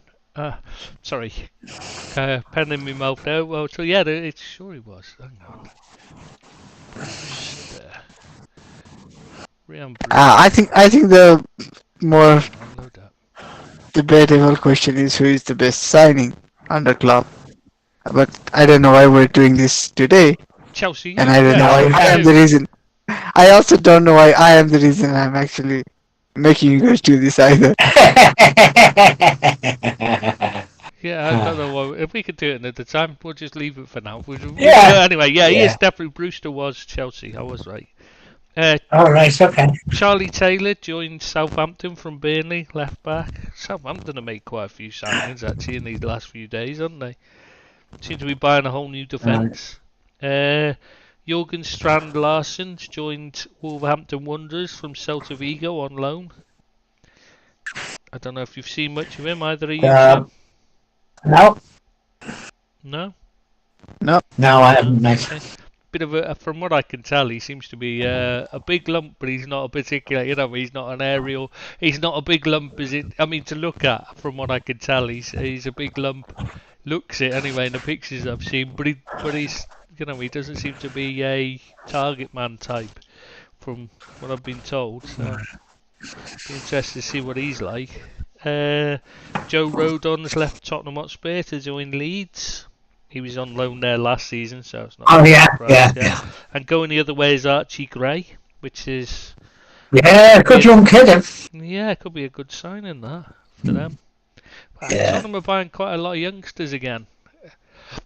Could be really exciting, or it could be a bit of a Chelsea waiting to happen. We're not with kids. Do you know what? Alan Hansen gets crucified for that. But you look at that United side, and it wasn't a team of kids. I mean, the whole combine was like in their 30s. Like Schmeichel was like 30 odd. They had Pallister and Bruce, who were like in their 30s. They had Keane, Ince, Cantona, and like they had people like what's his name, Choco McClare and all that to come off the bench, and there were loads. I mean, it wasn't a team of kids at all, but like people think it was because they. It was a damn good mix. Yeah, it was just the right. It was a balanced side. That was right balance. Yeah, absolutely. So I mean, Yeah. would he be? Is he right or not? We never know because never found out in that team. But We're no kids now. But yeah, that Archie Gray. Played right back for Leeds, but he was a midfielder before then, and he played a couple of times in midfield because he only played right back to cover because they had injury problems at full back. So I'll be interested to see where he plays because obviously they play inverted fullbacks, which basically are midfielders anyway. So, Leeds supporters loved him actually. Yeah, they were very sorry to see him go. Well, his dad was a legend at the club, wasn't he, Eddie? Yeah, absolutely, Eddie. Yeah. Yeah. Great player, Eddie Gray. Yeah, I always get confused with him and Andy Gray. And there's another Eddie Gray as well. That was the thing that always confused me. One was white, one was black, so you can kind of tell them apart. Well, Andy Gray as well. Yeah. It was quite easy to tell them two apart, but yeah. Yeah. Oral Mangala left Forest to go to Lyon. I wasn't that impressed with him. So I'm not surprised he left. No. But this signing that I do not get is Keenan Dewsbury Hall has left, joined Chelsea from Leicester City. I mean, tell me you don't want Gallagher to stay while not telling me you don't want Gallagher to stay. You know what I mean? That's we don't want you. We've replaced you with the same player who's just not as good. Because that's basically what they've done. Much of a muchness. That Yeah, seems to be their transfer policy now, is to sell a youngster and then buy another youngster who's not quite as good for a lot more money. It's bizarre. I just do not get it. Yeah. No, it's the accounting hack that they think makes them look so smart, but it is a stupid way of doing business. Because you can sell Connor for 20 mil, report it as 20 mil, and then you can buy a replacement for 25, and then sign him on for 8 to 10 years, and then have in their account as 4 or 2.5 or whatever, and then the account says you've made about 15 to 20 mil. But you idiots are gonna be paying the guy for 8 years, and he won't be kicking the ball after year 2. And he's not. Yeah, that's right. Yeah. And you've also weakened your team as well at the same time, because he's definitely not as good as. He's just Gallagher, but not as good.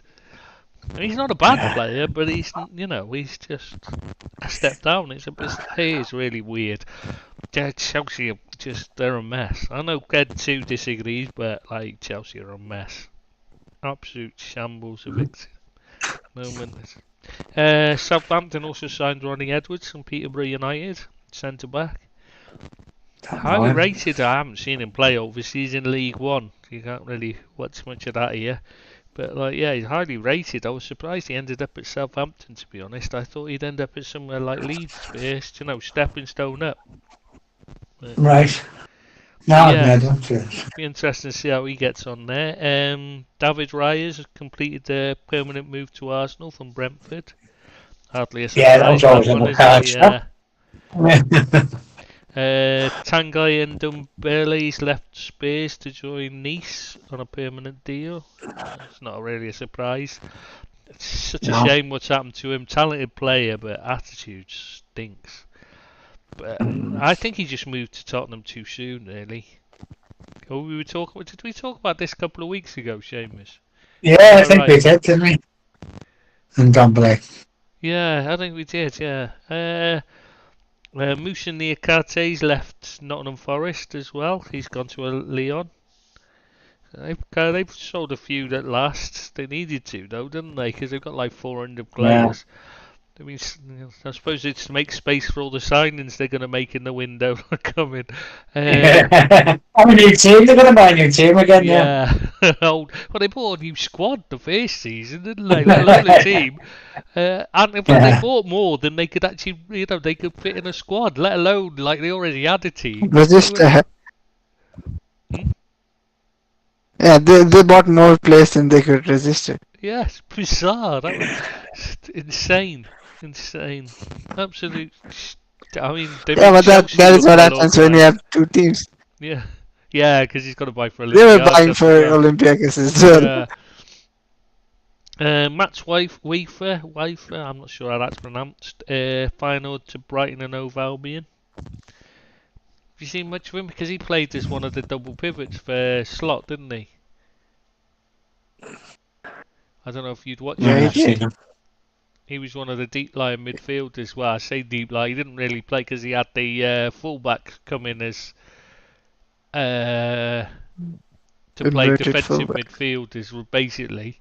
And then Matt Weaver was the in a defensive area of the pitch. He's a defensive midfielder, but when they're on the ball, he'd obviously move forward because the fullbacks had come in to allow him freedom, so he's playing more as an 8. He's a bit like. Go on. Have United signed Zeki yet? Have they signed him? Not that I'm aware of. They were on the verge of it yesterday, the day before yesterday, but I know he was obviously in the Holland squad. But it said imminent signing for Man United with Zeki. Yeah, I just wondered whether you did, and they got him. It's been saying that for a while. Everything has been agreed. Yeah. It hasn't. Oh, right, okay. As far as I know. Where are we? Nathan Woods joined Southampton as well, another one from Swansea. Don't know if either of you know anything about him. I've not seen anything of him. No. That's Bobby De Cordova-Reid has joined Leicester City from Fulham. Shit player, him. Yeah. He was linked with us, to be honest with you. I'm glad we never got Bobby Cordova-Reid, yeah. Awful. How is he a Premier League player? I do not understand it. He's not even a Championship level player for me. I just don't understand it. He's quick and that's it. But I don't see it. Anderson Arroyo's left Liverpool to join Burgos. Been with us about 20 years. Never got out of the under 21s level, even though he's like 24. There's no surprise he left. Never got a game as far as I'm aware. Max Kilman joined West Ham from. Oh yeah. It was surprising. Yeah, they paid good money for him and all, didn't they? 40 odd million, wasn't it? Yeah, they paid good money and all that. I'm not sure about that signing. He was their captain on it. Was he Yeah. their captain? But he wasn't their leader. I mean, Craig Dawson was their leader at the back, and every time Craig Dawson was out, their defence fell apart, and they were terrible. And with Kilman in it, I'm not sure. He did look good a few years ago, but every time he's not played alongside an experienced partner, he's looked bad, not good at all. And he plays on the right as well, which is odd when he's left-footed. Left-footed centre-back who plays on the right. I don't know. I'm not sure that's a signing that makes sense for me. Not that I think he's a bad player. I just think, there's better options out there for the price. Seems a strange one. Speaking of strange moves, Michael Elise joining Bayern Munich from Crystal Palace. Yeah. Surprised at that one, to be honest with you. I do like Elise, but I didn't think he was that sort of standard, Bayern Munich standard. He's pretty good on the ball, with a bit of a trickster and all that, and he can score goals, but I don't think he's the quality that Bayern wants, myself personally, but there you go. Work rate is what would bother me with him. What? Yeah. Billy, are you trying to say he's not good enough to play for the third best side in Germany? Yeah. That's like saying Liverpool are the third best side in England, isn't it? Yeah, but they are. They'll come again, but I'd buy it. They'll win it next year. Yeah, that's my prediction. Yeah. I don't know, is Harry Kane leaving? Yeah. They'll come again is what she said, and it never happened. So. What's that? He actually said to the Bishop. Yeah, that's the old one, isn't it? Mario Crozier Dubry joined Brighton from Arsenal. Don't know anything about him. Just a kid. No. He's the Saka reason, isn't it? Saka reason, whatever. That's him. Yeah, that's all I know about. Yeah, that's right. Yeah. Yeah. He looks like him, plays like him, but not sure if right. he's as good or not. Yeah, you're right. Actually, I remember seeing the clips. He does play like him, doesn't he? But yeah. Yeah, I remember sending you a clip of his. Yes. I remember sending you a clip of his a few months back, and you saying, but that's obvious because all the teams play the same. So he plays from the right and he's left-footed. Yeah, but he does. When you see he does definitely look like him and play like him. It's quite. See how he gets on at Brighton. I don't know, because they, their new manager. Obviously, they're a completely different prospect this season, aren't they? I see Divock Origi's been dropped to Milan's under-23s. Not even gonna, he's come back from his loan spell at Forest, and I think that's basically them saying, "Fuck off, we don't want you." Yeah, see you, Dicko. Yeah. How far he's fallen now. I mean, so scoring the final goal in the Champions League to seal the win, Champions League final, and it's just his career's just never reached the heights it should have. At one point, he was fantastic. Then he got another one that got nobbled by an Everton player, though, isn't it? Never been the same since. So good with Everton. Never been the same since those thugs in the Blues finished him off. Yeah, it's a man's game, innit? You can look at it like that. Oh, it wasn't a man's game when it's an Everton player being tackled or an England player, though, is it? then any contact's a foul.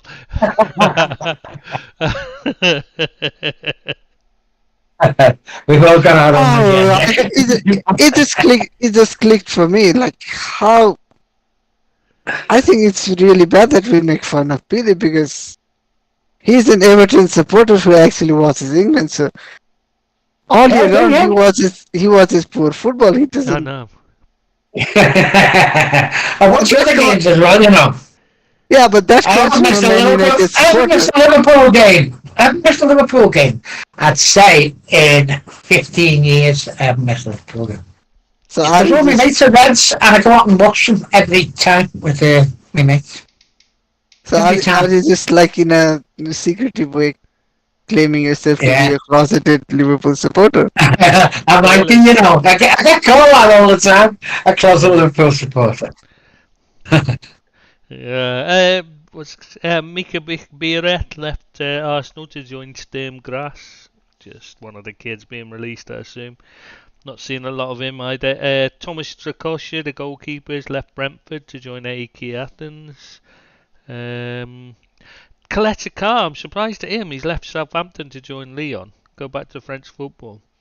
I thought with them getting promoted, I thought they'd have brought him back into the side, didn't you? You might have thought so, but he wanted to join Lyon directly from Marseille, and that nearly cost him so many things. If it wasn't for the rivalry, he would have joined them straight from Marseille. Yeah, it's just one of those things, isn't it? Though he didn't want Southampton; they were just a stepping stone. But I'm still surprised though, because I thought he'd have wanted another chance at the Premier League. But there you go. Another one going to French football is Charlie Creswell from Leeds to Toulouse. Never really got a chance at Leeds. I'm not sure whether he's any good or not. Obviously, Craig Bellamy getting appointed Wales manager. Anyone think he'll be a decent? I think that's a good appointment, actually. Really? I think what he's got is passion, and I think that's as much as Wales offer people. You know, they've got players with passion who want to play for the country, and give their all, because they haven't got a lot to choose from. I know they have people who, if they brought a stick of Welsh rock, they qualify and all that, but they are a small country. He hasn't got much to choose from, so I think he's going to be a decent choice because he will make them work and he will make them competitive. So I think that's a good appointment myself. I'm not convinced. I like Craig Bellamy. But yeah, I remember him talking. I've seen him discussing how when he was coaching under Brendan Rodgers at Liverpool, and some of the things he's admitted he couldn't understand tactically, and you're thinking, oh my fucking God, I'd expect a 5-year-old to figure out what's going on, you know what I mean? And he couldn't. Him and Brendan Rodgers between them, and they're old, and his coaching staff couldn't figure this out. And you're thinking, no. I just don't think he's intelligent enough. He's going to need. He might have learned, He might have learned a bit of stuff. No, he's not got that. The problem isn't the learning. The problem is he hasn't got the intelligence to analyse it, and figure it out. So he's going to need a backroom staff, the right backroom staff, to make it work. He's got the passion. I agree with you, and he should be able to get, but you just think he's too fiery as well. He's going to end up. He'll be a bit like Souness. He'll just end up screaming and shouting rather than. I know what you're saying, but I do like a bit of passion. I do like a bit of passion. But it's got to be the right way. I mean, look, the Klopp way he gets players to want to play for him. He's got passion. Pep Guardiola saying they got passion. You watch him at any sporting event, you see him. I mean, now he's taken over fucking basketball and tennis, hasn't he, Pep Guardiola, apparently. Yeah. Yeah, have you seen him? Fucking hell. He's been a Wimbledon, yeah. For a week we couldn't get on Instagram and not get bombarded with Guardiola and what was the Celtics? Yeah, Boston Celtics. Because they won the thing as well. It's even worse. It's like, oh God, it's all down to Guardiola apparently. Yeah, inverted. I don't know what the positions are called in basketball. Power forward. But whatever, inverted. Yeah. I'm going to have to go and get me tea in a minute. My burritos are nearly done, as you just said. Okay. I'm having burritos tonight. Oh, it makes a change from fish and chips or pizza. Yeah. Sorry, pizza and chips usually. I eat anything, I'll be honest with you. Yeah, so I'm going to head off, boys. It's been very nice talking to you, and have a good one, and I shall see you next Thursday. All right, mate. See you Bye, next Thursday. Take Bye, care. cheers. Goodbye. Bye. Carlos Miguel, have you seen anything of him? Joined Nottingham Forest from Corinthians, about 6'8" or something. Goalkeeper, isn't he? Yeah, that's the headline. Nottingham Forest sign as a tall Brazilian goalkeeper was the headline I saw. Yeah, he's a monster of a guy, but they don't tend to be when they're that big. Yeah, They but tend to lack a bit of agility, don't they? yeah, they fall down in steps. Yeah. So yeah, it'll be interesting to see how he gets on, if he even gets on at all. I mean, I can't see him actually playing. It probably, but man, Who, they do buy shit who's the keeper? goalkeepers. Them. Yeah, who's the keeper at Forest? The starting goalkeeper. Well, at least who was it last season? Matt Turner. Well, they had to keep changing it. It was Turner for a bit, but he was shit, so they changed him, didn't they? They had that Vlachodimos for a bit, but he was shit, so they changed him as well. Okay, do you know what? I don't actually know who the Was Keylor Navas still there? um, Is he still there? Matt Sells as well. They tried him for a bit. He wasn't very good, so they've just got. Well, I can see it's those. Carlos Miguel is there. You want Matt Turner and Matt Sells seem to be the only ones there now.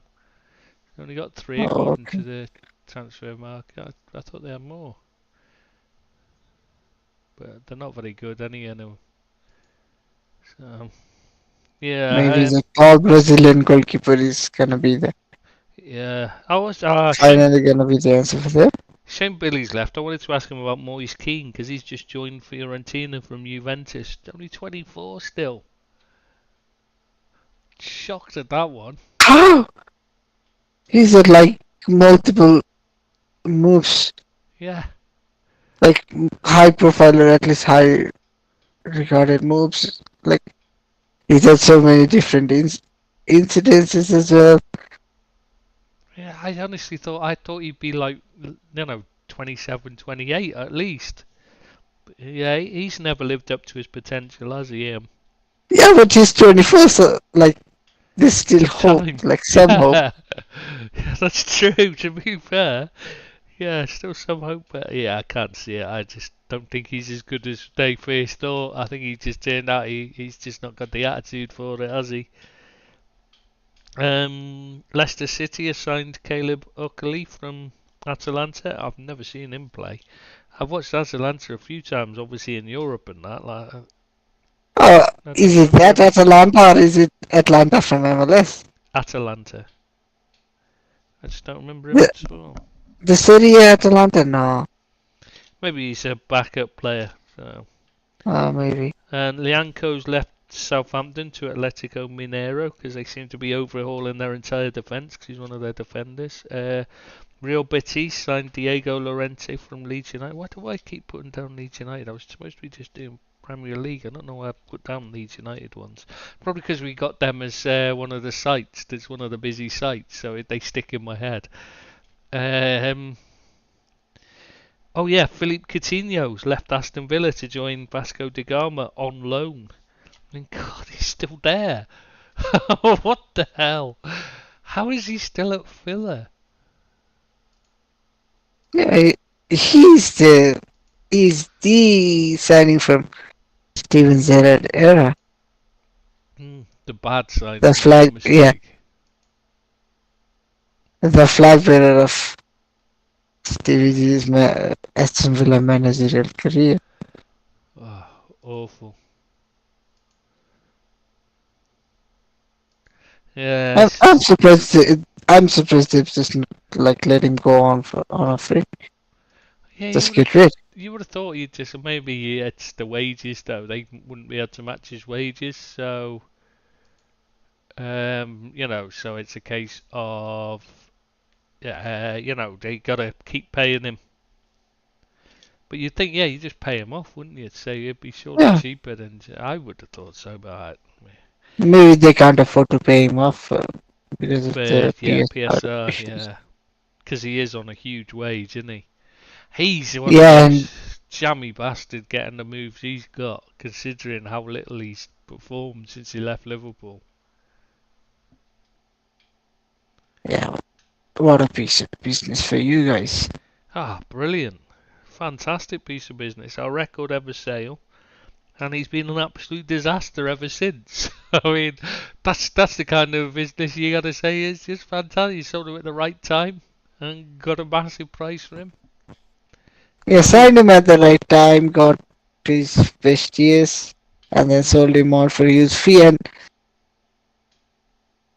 to top it off, like you can't even say we missed out on a good year or two from him or anything because he literally stopped being a great player since leaving. Yeah, he just literally fell apart, didn't he? After really odd. So maybe there is a chance that the fake back injuries and fake back issues might actually be, in a way, real. Yeah, I'm not having that. No, I don't think that's. I think he's just attitude. I think that's just what cost. That's what's cost him. I mean, I've seen the pictures of him, but Hansi Flick will bulked him up anyway. I was going through a video about the transformation at Bayern when Flick initially took over. Yeah, Goretzka literally, Goretzka just became like twice the size yeah, in a year. there's something dodgy going on there because you can't. Yeah, I was put just on- gonna say, you surely, can't bulk come that on. quick. I've tried when I was doing weight training. You can't bulk up that not as quickly as he got them to bulk. It's just not possible without aids, shall we say? It's just not. It's just you just can't, especially when you're doing football training as well. So you're doing a training that's counterproductive to bulking up in size, as well as doing weights and that. It just doesn't make sense. Yeah, but if ever there was a club that could actually increase your ability to use those, how do we call it, like outside help and outside resources on those matters, it's definitely Barcelona. Yeah, true. But yeah, but he said Hansi Flick was at Bayern. It was when he was at Bayern. How did he get away with it? No, but my point is, if like we were speculating, there was something untoward happening at Bayern under him, then what can we expect at Barcelona? True. Fair point. What's next? Daniel Jefferson, Sheffield United to Bournemouth. I don't really remember I don't remember him last season for Sheffield United, but they were so bad. It's hard to remember any of their players because they were just so bad, weren't they? Every I single one only of their remember players was McBurney because he's a shithouse. oh, he's an awful player. They released him. And I remember Anel Hodges because of his name. Anel Hodges. Yeah, I don't remember Jefferson at all. I can't even think what he was like at all. Japhet Tangangas finally left Spurs, joined Millwall. On a free. Yeah, he's been there a long time. Just never quite made it, did he? Injury problems, though, didn't he? But I remember Jose Mourinho loved him, didn't he? He was his blue-eyed boy for a while. He was decent when he first broke in, but that's what I mean. He was really good for. I wasn't meaning it as in like he just favoured him for no reason. I mean he was his blue-eyed boy because he was really good for him, and he'd play anywhere as well. He played all over the back line and in midfield at one point, didn't he, for Mourinho? And he always seemed to be. He always looked a good player. Such a shame because it just hasn't quite clicked for him.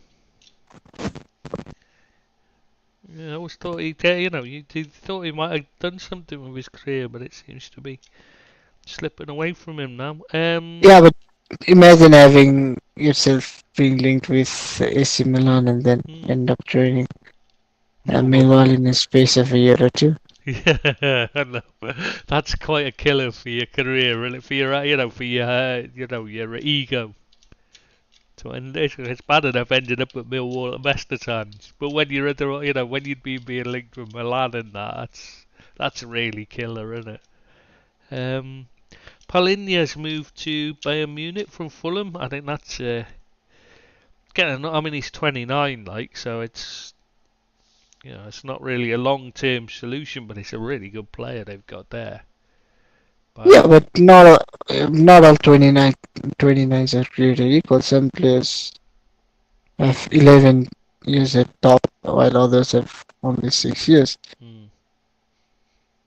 Yeah, but he is very physical. Yeah, but still, just age in and of itself is still a start that's lacking context. Yeah, I was just saying he's not got. I don't think he's like. I was Yeah, thinking he's no, got a long-term you can't solution. expect. Yeah, you can't expect him to be there in 5 years' time as Yeah, one of the best players. yeah. If I mean, he's very physical, which is a problem. Obviously, when you're getting older, you tend to, your pick up legs. more injuries, Yeah, and your in legs simple word. start to struggle to keep you going and that. But like in the Bundesliga, he might actually manage a bit longer, mightn't he? Playing for Bayern depends on if they get back to the level they were at under Company, which seems unlikely to be honest. I forgot company was the manager. I know. That's what I just remembered. I think it's hard to believe that still makes no fucking. How has that happened? Oh my god! It'd be like Southgate getting the job of managing England. It's just ridiculous. It could never happen. Oh No, wait. but like genuinely, it would be like Southgate being the next Man City manager. Well, I'd tell you, it'd be on the other side of Manchester, but No, but that wouldn't be as ridiculous. no. But I'm just saying that's something to us to look forward to. Certainly myself, I'm looking forward to that because it does seem to be going that way. Really does, doesn't it? When he wins the tournament, like brings football home. No, but Sir Gareth even Southgate even if manager he with yeah, but City even and if he Ratford. manages to flop the finals, Mm, he will still be the only manager to lead England to back-to-back tournament finals, true, and I think Euros. and it, England struggled to qualify half the time, yeah, true. historically speaking. That's the thing I've noticed is there's an argument on the sites about whether whether he's any good, and it seems like everyone who's not English, all the Irish, I mean, and that, they all seem to think he's great, and it's just because and he's got such a great record, you've got to just look at that. But all the English are like, yeah, but his football's shit, and it's like it's not because of him, but in spite of him that they're doing well. Which it's very much the Irish. You're just thinking like they're forgetting how good the players are at his disposal. I know, and how bad international football is now. It's not like he's up against Southgate. It's not like he's up against Jurgen Klopp and Pep Guardiola, is it? The managers in international football. They're not top managers anymore, are they? Yeah, imagine like having Deschamps being one of the best international managers around. Yeah, and we both believe that Deschamps, that France won trophies despite Despite him. him. Yeah, rather than because of him. Yeah, exactly. And that's exactly what's happening with England now, No, I think, isn't it? It's in spite of Southgate rather than because of. yeah, just before the 2018 World Cup, when I was having chats with my friends about the World Cup, my prediction was always France are gonna win it if Deschamps doesn't lose it for them.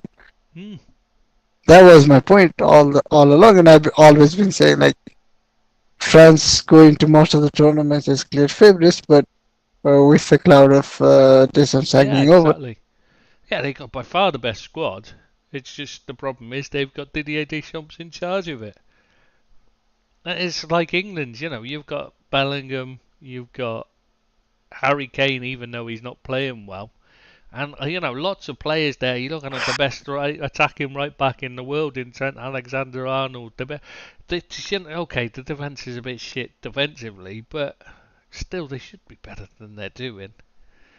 But even the defense has better resources than they are probably doing right now. Hmm. I mean, Even personal wise, like we've had this discussion before, like there are other players that you could have already paid it in and taken to the Euros. but he's gonna win it, and people will say, "Well, you two, us two, know nothing, and we're idiots because we didn't think he was No, good." he's not gonna win it because Hmm. they're playing Spain, a red hot Spain. Yeah, but the safety first, tedious, boring football tends to win the Euros. Just always has done. Italy, Denmark, Greece. You know what I mean? It's Spain as well. yeah, when they Don't won it. forget the 8 and 12 team. Yeah, I mean, this is not a, it's not a tournament that's ever been full of exciting, attractive, attacking football. For Are you some, trying to suggest Euros is harder than World Cup? no, I'm saying quite the opposite. I'm saying it's easier because, like, you don't have to actually try and win it. You can just go not to lose it, and you'll end up, there's a good chance that the team that least goes out to attack wins it. Because that's what Yeah, teams. tell that to Mbappe. Yeah. Euros is or Thomas Muller. It's very strange how those two have struggled so much in Euros, isn't it? But then, And it's, like I said, there may and be they because every also team's playing so tend to come defensive. yeah, but they also tend to come in with decent form as well. It's not like Yeah, that's true. it's quite weird. It is weird. But then the football's so bad in the Euros compared to the World Cup. Teams go out to win it more because there's there's a lot more. Say, a lot less smaller teams in there than there is in the Euros, and you get the Brazil and Argentina that can go out and try and win it. The quality, they've got the more quality than the rest. So yeah, it's just I can't see past England, to be honest. I really think England are going to win it, and Southgate will be a knight of the realm, and everyone Yeah, will be. he'll get the knighthood, sir. Yeah, that sounds great. Oh, it's just embarrassing. It really is. It's just but Sir Gareth Southgate, MBE. and yeah, and yet they'll have won it in spite of him rather than because of him. But he's going to get the plaudits. So, well, you say, well, no, Napoleon always said he preferred a lucky general over a good one. So maybe that's all it is. He's fucking lucky to have got the job in the first place, and every time the draw goes his way, doesn't it? So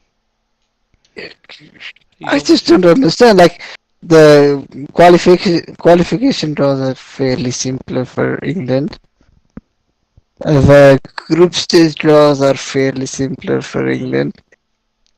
The tournament structure, when it gets into the knockout, they always end up on the easier side. yeah, he No, really could. I know you can only To him. yeah, I know you can only beat who is in front of you, but still. Yeah, you handed it to him on a plate, and he's gonna do it. He's got it surely.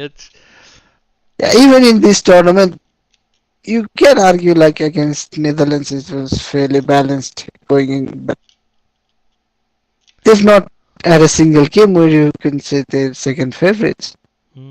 No, I mean even Holland. I mean they're not a particularly strong side overall, are they? They've got No, no. good The only reason, the only reason Netherlands and England wasn't like a clear favorite thing for England is because of Southgate. Yeah, exactly what I was just. Goodness, that was The exactly player what I was quality gonna is say. like completely lopsided. Yeah, yeah. I mean, So maybe I don't even think a goalkeeper from Netherlands gets in. So Van Dijk, yeah. maybe someone to partner him from Ake, anyone. No, Ake it on the could be left anyone. for Yeah, left but it back. could also be Guehi. No, I mean for left back. I was talking Yeah, about okay. Guay. Someone at left back, Yeah, someone maybe at right back, but then you'd also make a case for Trent if you're yeah. I making think Trent a walks team in like as a that. decent manager. I don't think anyone in midfield gets in No, I mean because the Safi Simmons and Cody Gakpo are the only players they've got, haven't they? Really, other than yeah, Van and, Dijk. yeah, that's the thing. Like there aren't many. Like if you say nobody in midfield and attack gets in from Netherlands, you can't really make a compelling case for anyone because the players at England are very good as well. On paper, yeah, England players. Yeah, on paper. We're just saying on paper. Yeah, England. The only real player that walks in, it would be Van Dijk from Holland. be the only player you definitely 100% say has to be in there, isn't it, from Netherlands? The rest, you'd be pushing it, you'd be stretching it. Maybe Ake because there's no left back for England, and that's it. That's the only reason, is because there's no left. You wouldn't really choose Ake over a decent left back, but because he's not a bad left back, but he's not a great left back, is he? It's only because England don't have one that he'd get in there, to be honest. Anyway, we seem to be picking on England a lot. But yeah, Cameron Archer's gone back to Villa from Sheffield United. Not a surprise. They've used their buyback to bring him back. And then probably moving on. Do you think they'll sell him? I thought they'd keep hold of him. He looked good last season. I was very impressed with him when I saw him. Didn't have he's still only a youngster, so he's not like a. Or maybe they can finally get that move for John Duran to Chelsea through, and then he can be the replacement. Yeah, they're trying to sell Duran, aren't they? See, I don't understand why Chelsea want him. Bit of a stroppy little shit, him. But but even then, he's a backup option for them. He's not a starting player. I know they're signing a backup player from a Champions League team, but still, you're Chelsea with billions. It's a very strange. The way they're doing. They're just buying crap for, buying players who've not shown themselves to be any better than what they've already got to sell. I don't get what they're doing. No, their recruitment is going backwards. Before they were signing similar level players, but now it seems like a slightly worse version, and probably in a couple of years' time, they're gonna sell a world-class player to replace him with a bang average guy. And I'm not saying they have world-class player. I'm saying that's gonna be the level of difference in quality. Yeah, it's a very odd system. I don't know what they're doing there. I don't think they know what they're doing. Let's be honest. That's the problem, isn't it? But yeah. No, it seems like they're just running the club based on accounts.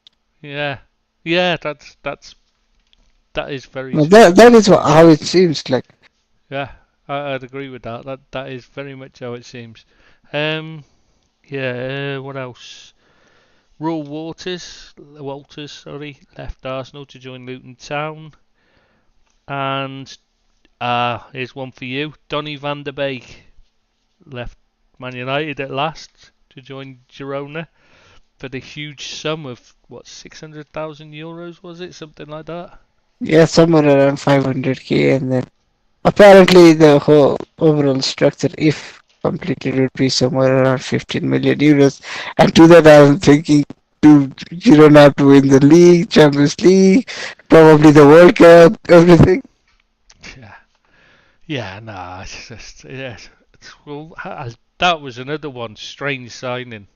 I mean, he was an attacking midfielder, and they bought him and played him in central midfield. It's like they'd never watched him play before they signed him. It's very strange how some of these transfers happen when clearly the scouts haven't got a clue where these players actually play, and they sign them for a position that's not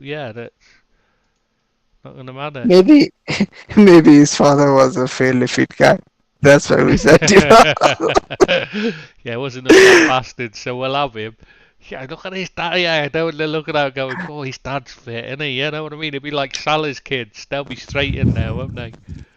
Yeah, but the only reason I believe the story is you can't even think of that if you wanted to make up a ridiculous story.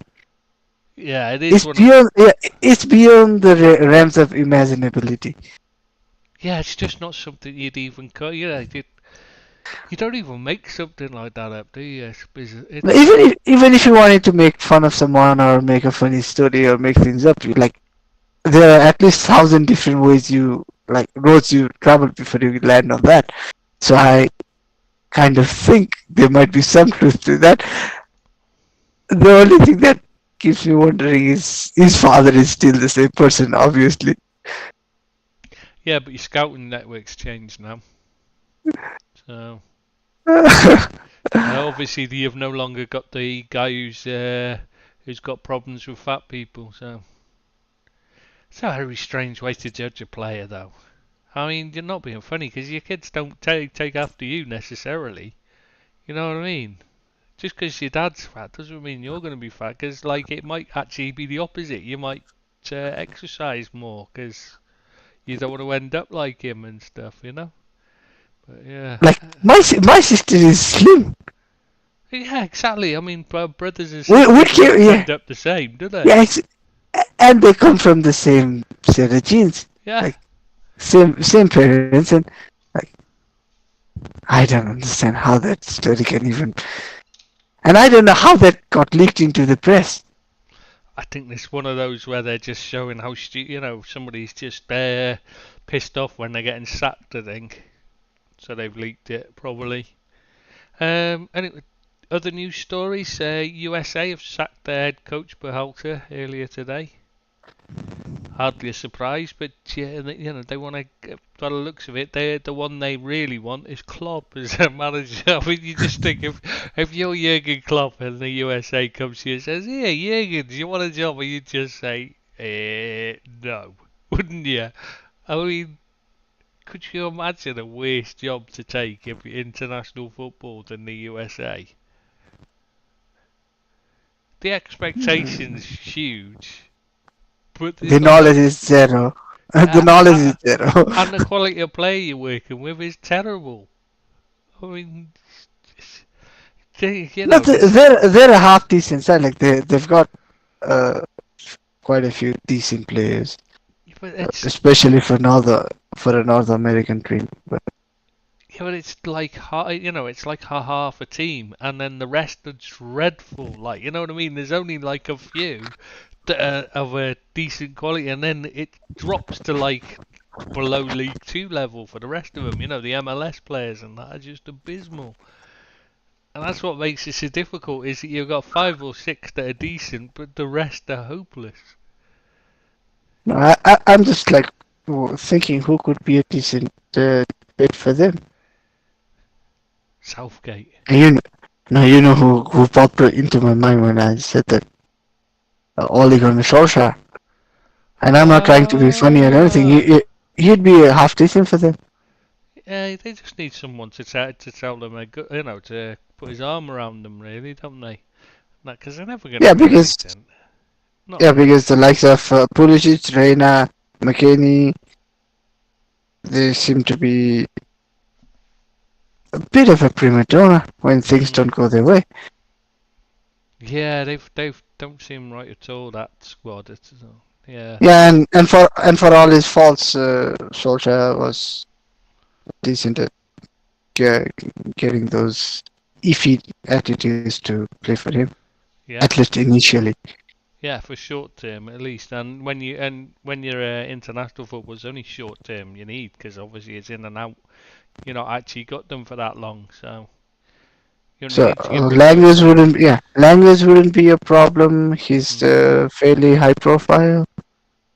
Yeah. So they could market him as. Yeah, they could market him as the guy who scored the Champions League winning goal.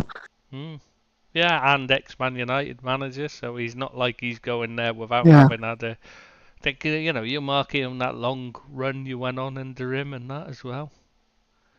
Yeah, it's a shameful question for me to be asking, but who scored the first goal and who scored the second goal? Sheringham and Solskjaer. Which way round was it? Shit. It was. I can remember the goals. I just can't remember the order. I didn't actually watch the game live. I've seen it since, but I didn't watch the game live. Obviously, not really interested in watching Man United play. And you think I did? But I mean, it's just like I've seen the goals since many times, because they're always fucking showing them on TV. Obviously, because it's like the 1999 treble, it's like, gosh, shit, I can't remember which order it was. Oh, it's Sheringham first and Solskjaer. So it was Solskjaer won it. Yeah. There you go then. So there you go, sell it like that. One other piece of business to do is the Newcastle, the Stavley and her husband Godosi have left I mean, they were always there only to ease the passage, weren't they? Anyway, it was always. I mean, they only owned a small stake. They got as part of their pay for making the takeover happen anyway. So I mean, it's what PIF own 80%, is it? I think. So that was their stake was irrelevant anyway. It's just they've now made themselves a bit richer. That's all. People seem to be getting thinking that it means that because they see Gadusi and they think he's that sounds like a Middle Eastern name. That must be the Saudi Arabians quitting Newcastle. No, it's nothing to do with them at all. I mean, Stavley's British for starters. He's a Liverpool fan, to be honest. But like, I don't know what he is, as in like where he's from or what team he supports. Like, but I mean, they were just literally there as a to make the takeover happen. They organised it and that. And then And they've ran been it around for for 3 years. And they've been around for 3 years to be the people that the camera can switch to. yeah, And just to they get want it to serve the owners.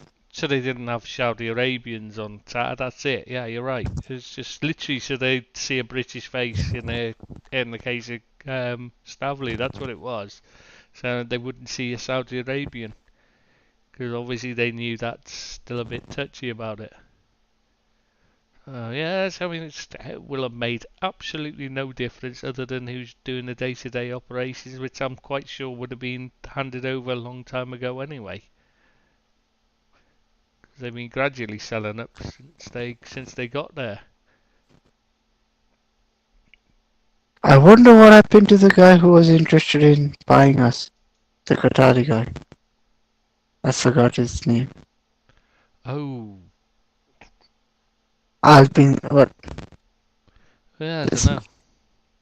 If I try to speculate, it's just gonna come out as racist. So Yeah, you don't want to come out with a name, do you, for it? Cause, Sheikh Shishim. yes, Yeah, just him. it Yeah, was Sheikh Shishim, I think. yeah. Yeah, I don't know what's happened to him. Oh, Because if you have 5 odd billion to put on the table, then surely you could buy a half decent team. you'd think so, wouldn't you? But maybe he doesn't want it. Maybe it's true what some people were saying. It was just all about publicity for him, and he wasn't actually Or maybe really it was just interested. all about Man United. You Yeah, never know. could be. Yeah, like if it's Man United or a No, it could also be a case of like he's a Man United supporter, not a football fan. yeah, So true. Yeah, I would say, or it could be that like he just wants a big name rather than any club, yeah. yeah. Yeah, like if Newcastle came up, he might look at it and say, yeah, that's not a big, as in like, but if Real Madrid were on the market, he'd jump in, yeah, rather than, obviously, I'm using Real Madrid as an example. I know they wouldn't come up for sale because it doesn't work like that in Spain, but like, you know what I mean? But even if it did, like I don't think there are many. Although Qataris could afford them, Yeah, I but think not many. they'd struggle Like that. They'd be billions, wouldn't they, if they went up for sale? not apparently weren't really like somewhere closer to 10 billion. Was the reported like rumored number? Like Real would be twice that at least. Yeah, but you weren't actually sold though entirely, were you? They only took a No, small no, no, part. no. We were not, but like numbers can be like when you go into billions, like adding a billion is a huge Yeah. number. But like there was rumors of they wanted a valuation of closer to 10 billion. But for Real Madrid, you could like double it and still think it's more worth it than 10 billion for United at this stage. But imagine like Real Madrid, Barcelona, they're on the market. They could shake up the world like sports economy. But it can't happen anyway. So, because they don't work like that, do they? They have socios rather than, You know, they're a club rather than a corporation, I think is the word I'm looking for. Which is Yeah, what but I don't English think it clubs will need to happen be. in our lifetime, but I wouldn't say never, because there was a time when sponsorship in a Barcelona kit was never thing, and then Yeah, and then they they're basically found a way go around on it. by sponsorship deals now. Yeah. Oh God, Barcelona now they're a mess. Spotify Camp Nou, isn't it? Oh, it's such a bad. Now they're the example of badly run football clubs, and it seems like Chelsea seem to be following their example of how to run a club. Sell off your best players and buy overpriced foreign players instead. That does seem to be the model they're following, actually, Barcelona's, doesn't it? Hmm. Well, that must be what they've done. That's what they've done. That's where they've got their model from. I've figured it out now. They're following the Barcelona model. Oh, and then maybe they're going to get it into debt so big that distressed they can buy it. Well, maybe it's some kind of insurance scam. Get them into such a mess they can pick it.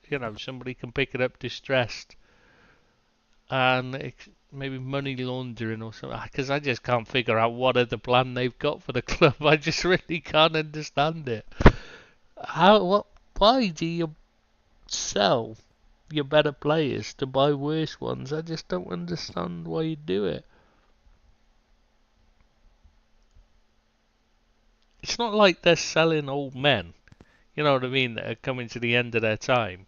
So you sell them, you're buying worse ones, but they're younger, so they'll get better in time. They're literally buying the same players, but just slightly worse than the ones they're selling. It's really odd. And they're still stuck with that crappy I little can't wrap my system. yeah.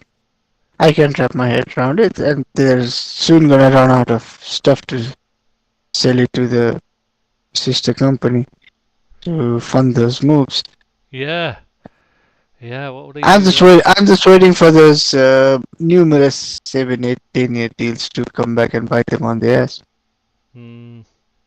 Because imagine having, I know they are not active. It doesn't seem like they're actively trying to move those players on. But imagine having to move Mudryk on, Enzo Fernandez on, and those guys who signed for a huge fee are on a very good wage, and then have still like 6, 7 years left on on their deals. Do you not think the only reason they're not trying to move Mudryk on is because they know they'd lose so much money on him? Well, probably. And they also have the security of that 8-year contract because they can afford to have him at year 3 and still have 4 or 5 years remaining. So Yeah, they don't have to even worry about losing him on a free, but they have to worry about having to pay him for another God yeah. knows how many years That's if he doesn't To be fair to them. That's run. one thing they have learned. They've lowered the wages. They bought the incoming players after the likes of Sterling and Mudryk and that they put on huge wages. They're not putting them on that huge wage anymore. They've lowered the wage. They've realised that that's not sustainable. But they've created their own problems by doing it in the first place because the likes of Mount and Gallagher are still saying, yeah, but this guy's getting like 3 times as much as me a week. Yeah, imagine yourself in the shoes of Conor Gallagher. Like, we can all say like he's asking for too much money. He's not that great, but the money is being asked. He, as rumored, re- reportedly asked, is the same money they're paying for players who don't even get on the pitch. Hmm. Exactly, and he's been an ever present, and he was probably their best player last season. And he was their captain Well, because their actual because captain their actual captains can't be fit, and Yeah, if he can remain fit for 3 games, he will get himself sent off after game 1 anyways. yeah. And the vice captains also can't stay fit either. Because it's Chilwell and Yeah, I know still well. how the fucking hell can you choose James and Chilwell as your captains? Oh, what kind of stupidity is that? I mean, what moron thinks that's a good idea? No, at least with James, you can see like he's an academy lad, Chelsea through and through, been at the club for quite a few years. But why Chilwell? Has a stinking attitude to begin with. But and it's not just that. It's like you've got one that's injury prone. So your other one, you're thinking you'd want one that at least you know's always going to be available to cover. You'd want one that's pretty, that's pretty durable, wouldn't you? If you got but instead you pick someone who's just as injury prone as James. It's ridiculous. Really, I don't understand what's happening there. Really don't. I think we've run out of things to discuss and come back on Chelsea again and again. Yeah, I think you're right there. I think we should call it then, don't you? Yeah, see, goodbye everyone. See you next See you next Thursday. Thursday. Sorry for the abrupt end, but see you next Thursday. Well, I think we've run out of things to talk about this week, so take care everyone. See you next Thursday. Bye bye.